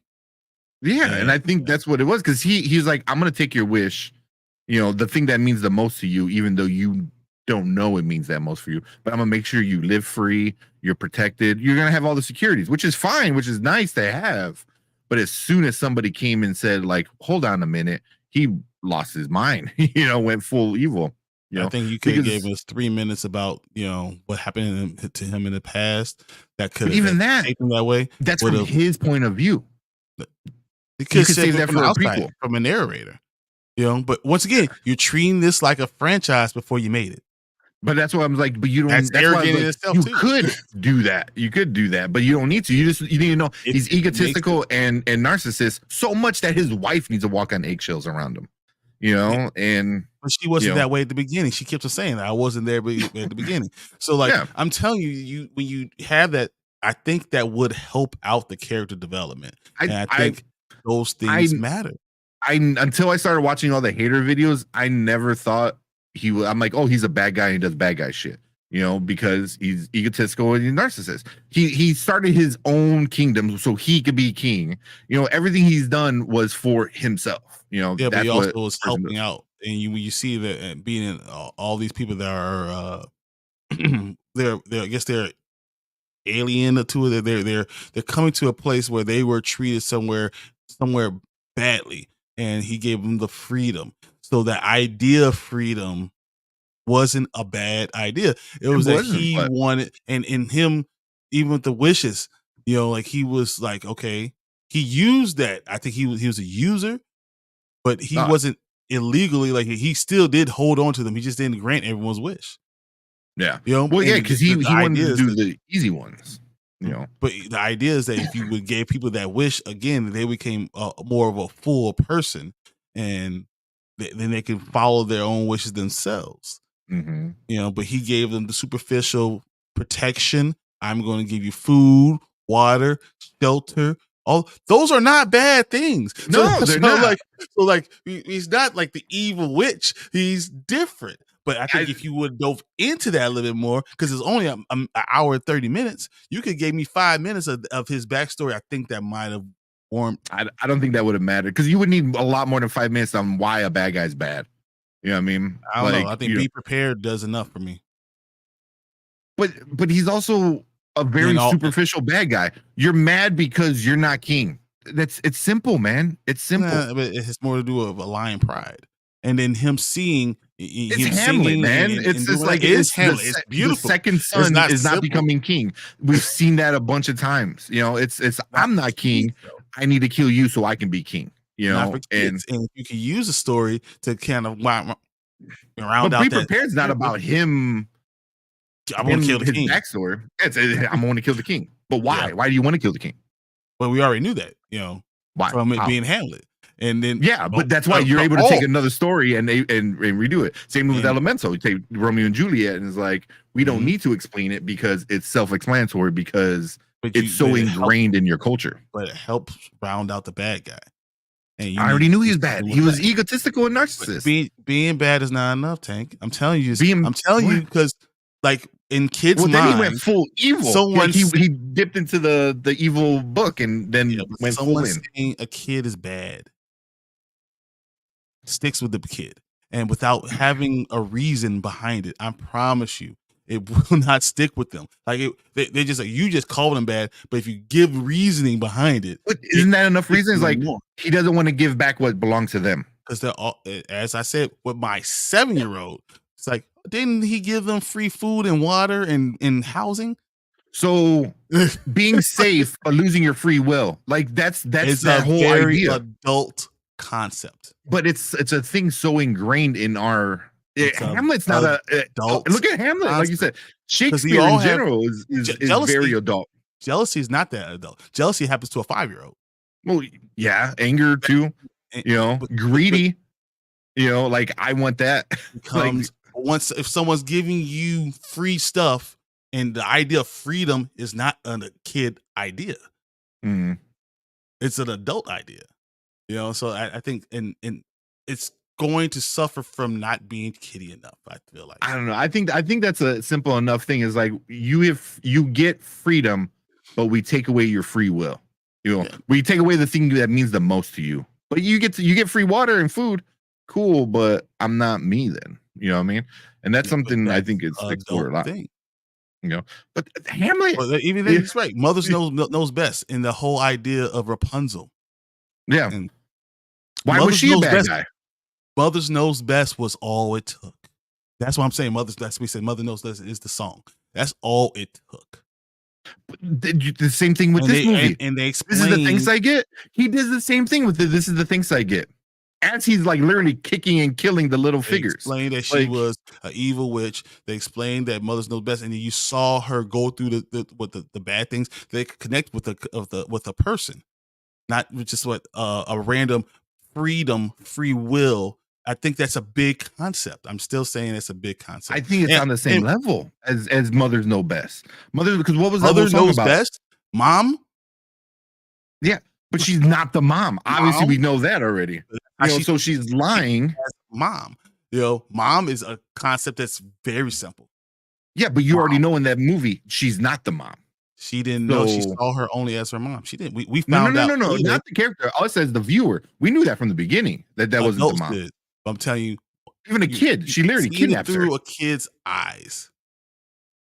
Like she kidnaps her from the bed. Yeah, she doesn't know that. But we as the viewer know that. But kids, so you're saying kids or the character. Which one are we talking about? And that's what they are. Like, our kids are only seeing through the eyes of the character.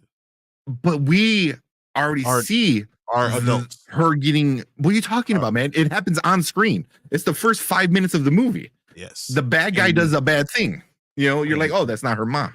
So now you're like, Mother Knows Best. But the whole song about Mother Knows Best is you listen to me and shut up because I'm the person in charge, and that's what his whole song was too, was like, shut up and listen to me because I'm in charge. Yes. And I promise you, talk to a 6-year-old. That's all I'm gonna say to you guys. Go talk to 6-year-old. You can say whatever you guys are saying because you think because it's a concept that you guys could rationalize. But we saw her already do a bad thing. You're saying like she didn't know that, but we know that as the audience, as the person who just saw adult, you the bad guy do a bad thing, and then they've seen it through the character's eyes. That's who they see it through. But they're not watching the movie. I don't get what you're getting at. That's child psychology. Yeah, but we don't need to see it through the character's eyes because we what see 6-year-olds do. We see themselves as the character. That's the point. That's why if you already know that's the bad person. Little boys, little girls, they see it through the character's eyes. That's literally what happens. But you're rationalizing it, and it's like you're seeing it as an adult, but as a kid, they see it only through their child's eyes and stuff like that, and that's. I think that's just part of the Disney thing. You have to figure those things out. Because I think the Mother's Knows Best is the same level as This Is the Thanks I Get. Because it's almost the same exact message. No, he's giving all this stuff and you guys don't appreciate him. And Mother's Knows Best is just, I'm just taking advantage of you. But it's also, you get to live here for free. From a mother concept. And not don't let that man concept. But a leader concept and then a mother concept. They don't. I think it's different. That's all. I'm just saying, and kids see it from different. Mother, father, different than leader. Yeah. Who knows what president is? Well, that would be. Who the hell knows what that is? Yeah. I thought I still feel because but all right, let's keep on. Otherwise we'll just argue for like another hour. Jason said the animation looked gorgeous. Didn't see it unfinished. Yeah, looked cool. Seriously, I saying a lot of people are saying like, "Oh, it didn't look finished." I never got those vibes. I don't know. I mean, I'm not an artist either, so I don't know. I also saw it in Dolby, so I don't know. Yeah, you saw it like super high def. Excuse me. Yeah, right. The animation went for a watercolor, but it didn't look fully stylized, which creates a uncanny valley look. Okay, that's a very good explanation. I understand that.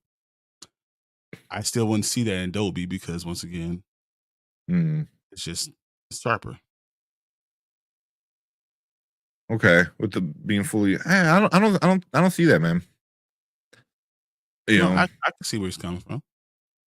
It's because that's not how I saw it, but I can see what you're saying. Yeah, it's because I don't see it that way. Yeah. Most so Jason said most Disney movies had a lot of adult themes, but somewhat managed to appeal to everyone in some ways. This one I'm not so sure of. And I agree. That's what Brian was saying. Like it's very adult, but it has a G packaging, with the look of it. But I think you need to push it more towards the kids a little bit. Everything has to be dumbed down to simple. Bad, yes. Mom, bad, yes. Dad, good, but very simple. And when you start introducing any other idea, because understand a 5-year-old is egotistical, narcissistic, but they don't know that they are. So even those ideas, no one cares about that. They don't care about that at that age. It's beyond their psychology. So it has to be very simple at the end of the day. I agree with that, but I think he was a bad guy. I don't see how he wasn't redeemable. He wasn't No, I mean, but you might need him in it. If this did well, and there's another bad person, but he was the only one to teach her how to become a real sorcerer. He's not dead. You know what I'm saying? We'll find out in this past that made him this way that he can be redeemed. That's totally redemption, Mark. Yeah. But I mean, a lot of people always complained about that with Disney recently. It was there's no bad guy, because especially in Encanto and Turning Red, there was no bad guy in it because it was family generational trauma and family. And that grandma was the bad guy. The grandma was the bad guy. Yeah, she was a hard ass. She was definitely a hard ass. But she was. I don't want to call this leader a bad guy, but the grandma, bad guy.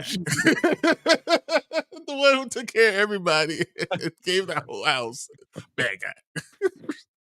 Yeah, but even like with especially with Turning Red, the mom, was the quote, but they're not like you said, they're not bad guys. They're just they get misinformed, I guess, in a while, or get I don't know what you're going to call it. No, forget how it is to be a child. Yeah. Be a child. So Jason said, I saw Leo and man, a lot of mature theme, but man, it was just so well done. I gotta watch Leo. Too. I heard. Yeah. Yeah, Erica started watching it, but she said it was a little too adult. Where watching it with a 1-year-old is very distracting. So, I think she was hoping like the animation would have distracted him for a little bit, but he's super picky right now. If it's not Nightmare Before Christmas or Mickey Mouse, then he ain't bothering. Gotta be simple. Simple music, simple stuff. It's the music. Yeah. God, watching Nightmare Before Christmas, oh my god. Talk about a narcissist. He gets, narcissist. Jack Skellington is a narcissist. Yep, but he's not the bad guy. He kind of is. He's the bad guy and the hero, but he's kind of the bad guy. Oh, the only way to make him guy. But that's why the only way you can make Jack not the real bad guy is because you put him the Oogie Boogie. But Jack did it on purpose. Redemption arc. But even then, there was still a narcissist. He's like, he's like, I'll just be the king of Halloween. I was already that. Oh. Yeah. He goes, oh, well, I fucked up Christmas. Oh, fuck it. I'll go back to being king over here. I'm good. Let's go. Everyone sing about me. Let's go. Yeah. And then he knew exactly where to find Santa Claus. Like, oh, he's an Oogie Boogie because I gave it to the kids who were going to put it in Oogie Boogie. Yeah. So it's like, dude, you know exactly what you do.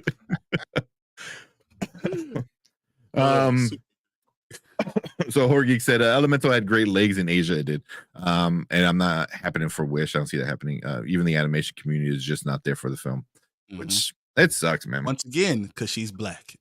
That's a huge reason why. That plays a big role. Yeah, that sucks when people just want to throw the hate. Oh, let me make this a little bigger. Like it wasn't the best movie Disney, but I wanted more.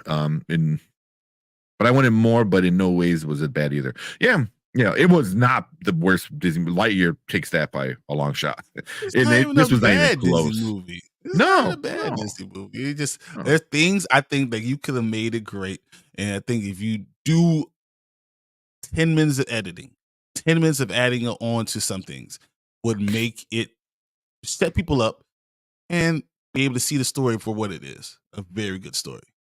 Yeah. Like I really like the story. I was worried a lot of people were like, "Oh, you have all these people living together." Blah blah blah. I was like, but that's like part of it because once he makes the kingdom, people like it made it seem like people from all over the world came, to Rosas and lived there. So I'm like, oh, that's kind of cool. So it makes sense why she would have a bunch of different colored and different ethnic friends because they're from all over the world, kind of. And again, that's very, very American. I idealized. So why would internationally would that make more money? And I was just gonna say that because it was like we wind up watching the Elemental behind the scenes thing with the director, which was super great. Highly recommend watching that because he talks about like everything and all his stuff. Man, it was really good. But they talk about like Ellis Island, where that came in, and now you're at New York, and New York is just like a bunch. Yeah. Did you? Oh, it was really, really well done. We watched it like for the first time the other night. We're like, why did we watch this sooner? Because I love behind the scenes stuff. But like him being, he's like, oh yeah, down the block was the Italian people, then the Jewish people, then the Korean people, then this, and so it's like you had just and it was an island. Manhattan was a little island, so. But like you said, it is a very American kind of thing. And that's why the numbers won't be international. Yeah. Elemental is so underrated. I watched it like 2 months ago and it might go top 20 and 15 of the year. It's good. I mean, probably a month it doesn't go by that it's not on TV here. So it's good. my kids liked Elemental, but the love story was beyond them. Yeah, I can see that. It was that part was definitely more adult because it was more than a love story. It was more of a forbidden love story, I guess. Not sexually, just No, but the exactly. Romeo and Juliet style. We don't belong together, but we want to be together. It doesn't even compute for them. They're just understanding now that they're different than some other people. Yeah. It was supposed to be number 1, but it kept underperforming to point. They got third place. Mm-hmm. Oh, for this, yeah. I was like, wait, Elemental, no, yeah, duh. We're talking about Wish. The concept art for Wish showed that Wish was supposed to be a man at one point. Yeah, talk about that. Yeah. Are you guys talking about the haters or reviewers who explain why they didn't like Wish? But the reason they didn't like Wish was all nitpicks, and you could do that for everything. But everyone. But that's what haters do. Yeah, but he's saying both. Also, there are reviewers that also didn't like Wish, and you could say seen a few of them. You can have concepts that if you are very big into the way movies are supposed to go, or the idea of building a movie concretely, I can see why you cannot like it. Doesn't mean I didn't like it, but I can see and give. I respect you not liking it. I just think for me it's good. Yeah. I think a good example would be like John Campea. I watch him, pretty much every day when he goes live. It's entertaining. It's a nice long show in the middle of the day, so I don't have to keep changing the channel and skipping ads and stuff. And he kind of said the same thing. He goes, the bad guy should have been more fleshed out. The songs weren't great. I think he said I don't know if he said the animation was good or bad. But he said kind of like the basic things on why he didn't hate it. He thought the story wasn't good enough, I believe. So those are like good reasons. And even him, he still said he didn't hate the movie. He just said it could have been better. And he said it's okay. I think he called it like slightly subpar. So I'm like, okay, but that's I don't think it's a par, but I think you could just grab. You need to be very open to grab as many kids as you can if you're gonna do something like this. Grab as many as you can, and that's all it didn't do. It didn't grab as many as it could. Yeah. People are being too hard on Wish. Oh, Erica, like unnecessarily. So yeah, we watched a few and we're like, what? A few of those reviews. The movie is gorgeous and it was entertaining. It was great to me. Yeah, like I said, she's been listening to that soundtrack nonstop. But I have seen a lot of people that are, between the ages like 38 to 42 that have enjoyed it a lot more than, younger viewers. Yeah. I think, I won't say Disney adult, but it's pretty much, this is more for Disney adults, I think, because it's made for a person who really enjoys Disney, Yeah, that's what I really think who the audience is. A bigger, stronger idea, and understand the forbidden fruit, or being piecemealed, or change the quick change. Like, I give you this apple, but really I'm taking your heart, but you got this apple. You understand that switch, the bait and switch. So, but that's if you understand that, I think you can enjoy the movie more. Yeah. So talk about that one. Have you guys seen Leo? I haven't yet. I actually was watching it with my wife. I haven't finished it yet, but I did start. Did you like it or not like it so far? I thought it was fine. It was fine. Just, she was enjoying it, and I was like, I'm watching it as I'm playing the video game. Yeah. So I'm probably check it out when we can. There's also a boycott on Disney right now too. So so that also can factor in as well. Yeah, there's always that's a boycott effect on Disney though. Yeah, so always. Yeah, right now it's bigger than ever, but it like I think Disney's just gonna make a great movie again, and when they do, it's gonna be forgotten. Same thing with like all the other boycotts. The Bud Light boycott, it's pretty much back where it was stock wise before the boycott. So people forget shit. Especially who said it? Kobe Bryant.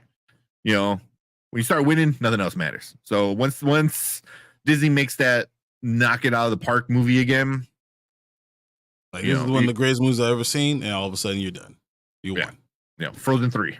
You know, every single little kid's gonna want to go see Frozen 3 because it's Frozen. So, what do you think about Sing, Tink? Same thing. I'm just singing pop songs.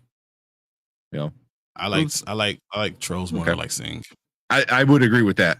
I think Sing was a blatant like cash grab because all they do is go on stage and sing pop music. Like the story is super shallow.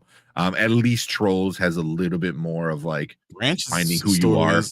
Branch's story is interesting, and then Poppy's story is interesting and being lied to, and then them even falling the goblin for each other things. I forgot what they were. Trolls or not trolls? The goblin things. What were the little green things? I forgot what they're called. The big ones. That would eat the trolls in the first one. Yeah, the big ones. I don't know. You keep can't remember what they're called. Yeah, I can't remember. Yeah. But the big thing. Yeah. Even those had like their own ogre looking things. Yeah. So, sometimes the lesson is that you can't explain why a person decides to do bad things, especially when it's an established person in power. That's true. I didn't even think about that. It's like he is a person in power. So there you go. What are they called? The Bergens. Same. But yeah. People in power are eventually inherently become bad at one point, right? That's what. Hey, what did Batman say? Was all the fuck? Was it you die the hero or live long enough to see yourself become the villain? Exactly. Yeah. and every person in power in real life and in Disney movies. For 20 years they would say he was benevolent, he was amazing. Yeah. Now he's the villain. But you just want to kill, you just want to take over everyone once, and then that's it. Just take off their dreams, take all their happiness away. Yeah, and they're content with just stuff. Yeah, I just wanted a villain song on the level of Hellfire, Friends on the Other Side, Poor Unfortunate Souls, and The Shining from Moana. Shining. Man, I really, just me. I love all those songs. Yeah, those are all great songs, you know. But Friends from the Other Side, like I said, all that movie, Princess and the Frog, is starting to pop off recently. You know, now, especially after they do the sequel. Yeah, I think it's going to be even more popular. But I read that this is the things I get. I remember listening to it, and I'm like, oh, he's singing again, and I'm like, oh shit, okay. By the end of it, I'm like, I kind of like that one. You know, I don't know. I mean, only time will tell, like, if a song like sticks around for a while. You know, we'll see. Or Mother Knows Best. You know, like I said, Mother Knows Best was a good song. It was a good song. It was also catchy, and it was less words. I'm looking at gotta have a chorus. Gotta have the chorus over and over and hammer it home. It doesn't even matter if it's a good song. Sometimes if you just say the same thing over and over again, you remember it. Yeah.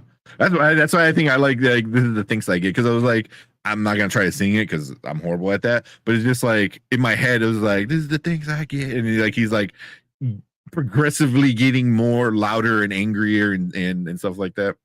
So. I think it's a very dad song. that's not I think it's a very dad song. It's not going to connect with kids, but for dads, yeah, that is interesting. You know, Mori Gutho is a bad because she literally kidnapped Rapunzel. Yeah, like yeah, you guys know. My kids love all of Rapunzel. It's literally Kaylee's favorite character. She don't care about Mother Gothel. Yeah, no, it's all about Rapunzel. Yeah, she don't care about that. Yeah, I know Lucas's cousin. You know, she's like a couple months older than Lucas. That's all she would watch, like on TV. That's like Tangled come on on. Done. Sit down, watch. Don't bother me. You know. And I'm like, oh, what's that going to be for Lucas? And Night Before Christmas. I'm like, cool. I'll take that. Yeah, the kids were around New Mother Girls. Yeah, they were out cheering for Rapunzel to figure it out. Yeah, you kind of. Well, I mean, yeah, you're kind of cheering for like, hey, stop being a dummy. You know, which she calls her a dummy in her song. You know, stop being stupid. Well, it was more than that. It was Rapunzel having to learn to look out for herself too, and then falling for this prince too. You know, that was going. He was also not a great guy. Really, yeah, you know, exactly. He wasn't a villain, but yeah. Oh, so now he was not a villain. No, he was. I was like, what? You're not gonna say you. No, they love him. So yeah. And then the show Tangled really aired him out more. Oh yes, there's a show. Oh, I didn't know there's a show. Jeez. There you go. What's up, Martin? Martin, I agree. Elemental behind the scenes was great. It really was, man. I was really upset I didn't watch it sooner. that was really good. And then just the dude like was all these voices in all these Pixar movies, you know. And then he was like a writer and an artist, and then you know, I think he directed the Good Dinosaur. Oh, you know, which was super sad. That was so underrated, but once again, my kids didn't like it. Yeah, they're like, "Oh, it's I cool think, dinosaur," but the movie itself was so sad. Oh God. Yeah, but he directed that one, and I'm like, oh, then he directed this one. So, yeah, so it was really good. Go check that one. That's a really good documentary. Friends from the Other Side is such a good creepy song. It is, and with Keith David. Oh, the deep voice. You got the voodoo, and you know, being in New Orleans, and oh yes, yeah. That's why I remember I didn't watch Princess and the Frog for such a long time because so many people said it was trash, and then eventually I watched it, and I'm like, this is a really good movie. Like all the songs were really awesome. You know, I love the freaking the moth, not the moth, the lightning bug. Yeah, like little backwoods lightning bug. Love with the moon. It was a star. Yeah, star again. Yeah. See. Yeah. Oh, I think in this movie, somebody pointed out in Wish you see him and the other stars. You see the two stars. Yeah, Evangeline. You see him in the sky. I'm like, oh, that's kind of cool. Yeah. Have you guys seen Thanksgiving and Dashing Through the Snow? Neither. I'll probably watch Thanksgiving still. Dashing Through the Snow. I'm not gonna watch either. I had no desire to watch Dashing Through the Snow. If people say it's good, I might check it out. But Brandon, I gotta get Brandon to do a review for Thanksgiving. He was gonna do it this week, but yeah, he has to go to Miami. Oh, yeah, and then last week we were all busy. I know, right? That's what he should do. The I wish I could play the audio. He sent us voice memos of the entire the opening. Yeah. And he does the voice so perfectly. Oh man. Yeah. That's gonna be the intro for it. That's not a bad idea. I might cut that out and put his voice over like parts of the movie and then have him do the review. I might do that.